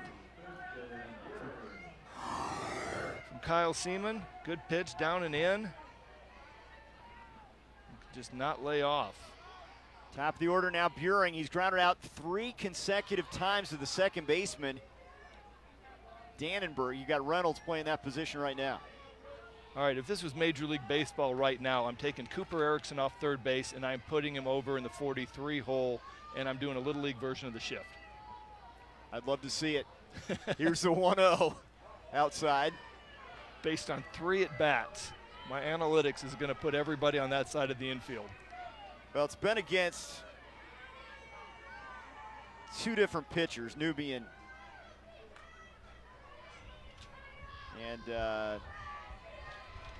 Reynolds as well. There's a pitch outside, and that gets away. And the runner moving over to third base now with 2 down. Well, we got a 3-0 count. Kyle Seaman's got a lefty-on-lefty matchup that he'd love to take advantage of. Just unable to get strike 1 on the board. Palmer now at third base. There's a strike, 3-1.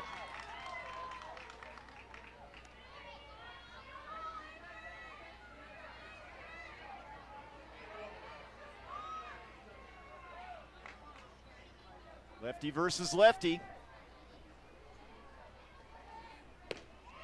Strike on the corner, just clips the corner with that one. Just a bit outside, but he got the benefit of the call. Big pitch right here. Coeur d'Alene trying to get out of this inning unscathed, up 13-6. The 3-2, swing and a miss, and he strikes out Buring to end the frame. So that time Idaho's pitching steps up, no damage done. They've been out hit 11-10, but they still lead by 7 runs. We go to the bottom of the 5th at Al Houghton Stadium. Idaho 13-6.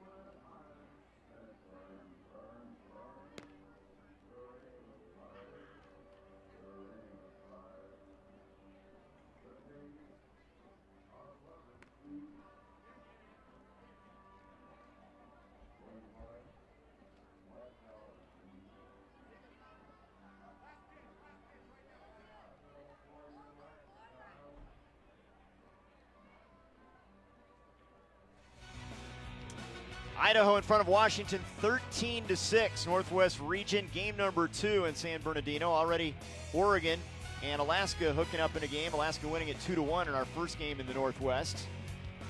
A West Region game to follow this one. 7:30 first pitch schedule between Northern California and Southern California.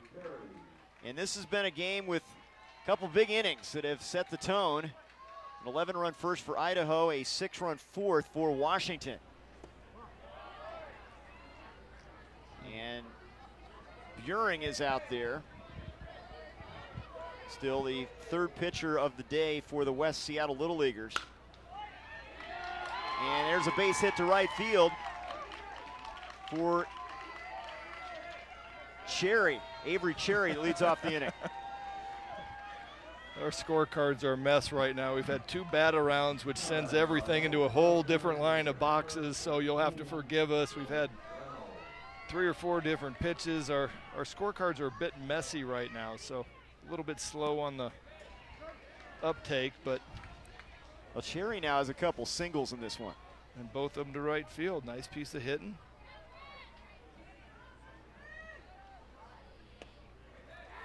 Snap throw down to first, and back in there safely is Cherry. Chris Reynolds now the batter. Matthew Henning with a snap throw. Trying to get some out somewhere. Off speed pitch, pulled, and a fair ball down the third baseline. Cherry headed for third. He's in there safely, and there's a double for Reynolds. It looked like a breaking ball left up and in on the zone. Chris Reynolds already has 1 double. He just clears out the front side of the body, pulls it right down the line, perfectly placed. And Caden Fay gets it in quickly, keeps the runners at second and third. Now Cooper Smith. Wow, Matthew Henning with a solid pick behind the plate, runner on third base, and just picks it clean. Cooper Smith with 2 hits so far today, 1 center field, 1 single to right field, and he's got a walk, so he's 2 for 2.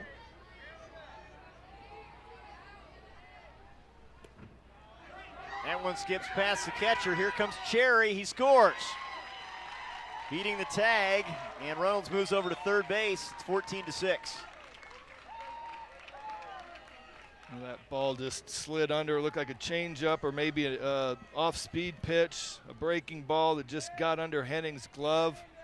Got far enough away that Cherry could score from third base. Reynolds advances to third.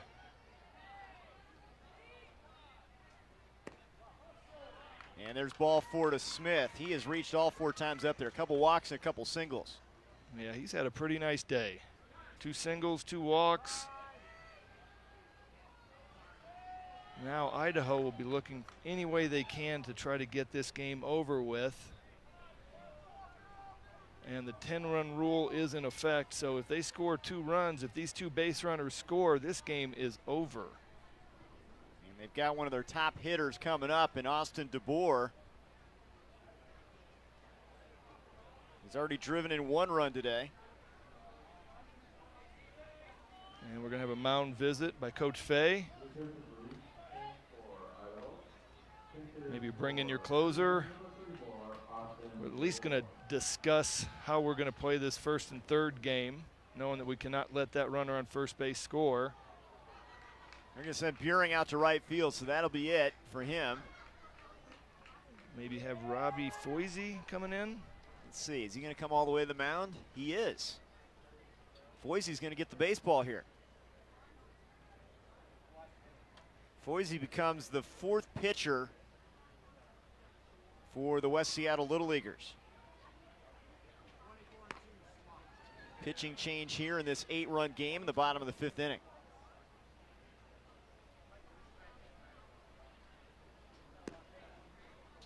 He's a pizza guy. Everybody's a pizza guy, Trey. I mean, you don't have to have anchovies on everything. You know, you can do the meat lovers thing. I'd even go margarita right now. I mean, I'm that hungry. You know what? I see you being the California guy, getting the ham and pineapple. You know, nobody else in the country understands that pizza except for California people. You gotta people. get some mozzarella on there. Eat the good stuff. Look, this is a game that both staffs, they've gone deep into each staff trying to preserve their number 1 and number 2 guys. And you got to think big picture, whether you win this or not. And we're seeing the 4th pitchers from each staff seeing action here. It's not often you go this deep, especially when you're talking about the district games and the state title games.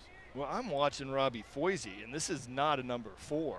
You know, this might be your number 2 that you were hoping to pitch tomorrow in the winner's bracket, because he's got good stuff, nice mechanics, and he's throwing firm. You know, this isn't somebody, and I don't think they expected to use him, but they've gotten themselves back in this game, and they're like, hey, you know what, the pitch count will be limited. If he can go bang, bang, bang, get out of it, keep him under 20, he can come back tomorrow, and maybe he gives us another at-bat. Well, that's a good point. We may have crossed over into the next day's plans. Well, I mean, at some point you're going, okay, you know what, we're still alive, and we've shown that our bats are waking up. You just don't want it to end in the 5th. You want one more at-bat. First pitch to DeBoer is outside for ball 1. So you'll see Washington runners on 1st and 3rd, and the winning run right now is on first base, and I'm curious to see if Idaho's going to do anything to try to advance him to 2nd. DeBoer hits it hard and deep to right, and it's off the fence. Reynolds will score. Here comes Smith.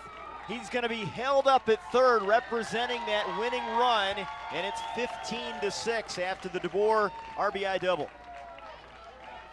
Well, DeBoer just left-handed, just dropped the head of the bat on the ball, down, middle, down, in. That is the lefty's go zone. He's thinking he got it a little bit coming out of the box, going, man, that ball is blistered. Cooper Smith at first base had to hold, make sure it wasn't caught. So he only advances to 3rd base on the double. Infield is in now for Cooper Erickson. Takes ball 1 outside. So they're a run away from bringing the 10-run rule into effect here and winning this in the bottom of the 5th inning. Man, you know what? You sit here and you watch a game, and somebody in the bottom of the order always comes through and has a big game. Well, today for Idaho, Cooper Smith, 2 for 2, 2 walks. Austin DeBoer, 2 for 2, a double and a walk. Talking about doing some damage in the middle of the lineup. That's your 14-12 Brewers, Red Sox. Yeah, that's the No Gorman Thomas, Jim Rice type guys we're talking about. No fun to be a pitcher. The cleanup guys are having a field day here. Here's the 1-1. It's upstairs to Erickson. And you can see, that's what I love about Little League Baseball. These guys are taught so well. Wyatt Glover knowing if this throw from Matthew Henning gets past Foisey on the pitcher's mound, it goes into center field, the game's over. So you can see Wyatt Glover from shortstop coming, running over to back up this throw. Outside, 3-1 now to Erickson. Smith representing the winning run at 3rd base.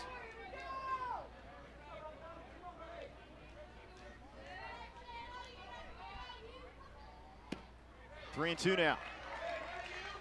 You know what? If I am Robbie Foisey, I'm totally fine if I walk Cooper Erickson. If I get, I'm trying to make a great pitch here, get a strikeout. But if I walk him, we have a force out at home plate. That's pulled foul, way out in front of that one. Look out. You thought you were safe sitting over there behind the net, didn't you? Everybody's okay. Thumbs up. Thumbs up. Good to see. They are just sitting out in the 100-degree heat, and he's got a black shirt on.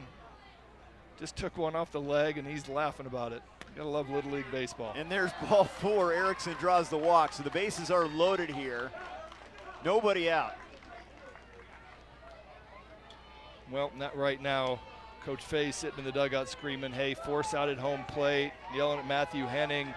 You've become a first baseman as a catcher. You got your foot on home base. Stretching out, getting that, securing that out, and then trying to get the double play over at first base. Braden Newby now with the infield up on the grass. Here's the first offering. Strike on the corner. Well, you got to give Washington credit for battling back. They could have hung their head down 13-0. They've at least made it interesting here.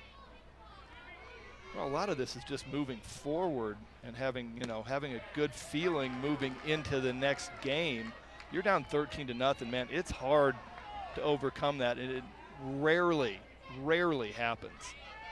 So right now you're just building for the next game going, hey, you know what? And there's strike 3. There's the first out of the inning as Newby is out on strikes. You're just sitting in the dugout going, hey, let's start building for the next game. So good 0-2. Curveball, well caught by Matthew Henning, keeps it up in the zone. Gives our home plate umpire Jeffrey Davis an easy call. Jake Dannenberg, and there's a wild pitch. Here's the play at the plate. Safe at home plate. And Idaho gets that 16th run. Scoring is Smith, and it's 16-6, and that brings the 10-run rule into effect here on that wild pitch. And the play at the plate was a close one, but Smith beats the tag. I wouldn't be surprised if we have a review, but everybody's left the field.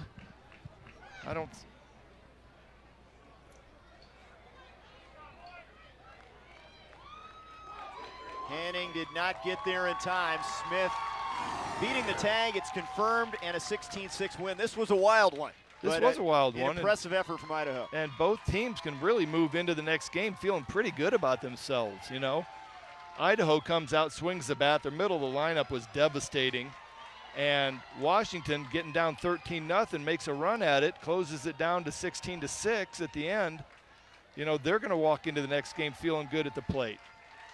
So they get the 16th run to bring the 10-run rule into effect and win it over Washington 16-6 as Idaho and Alaska post victories in our first 2 games, Northwest Region play here in San Bernardino. So one more game to come, West Region play coming up, Southern California and Northern California in about an hour from the ballpark here at Al Houghton Stadium. Thanks to Greg Olson, I'm Trey Bender saying so long for now from San Bernardino. All games airing on the ESPN networks are streaming live and archived on the ESPN app. This has been a presentation of ESPN. More to come from Al Houghton Stadium in San Bernardino.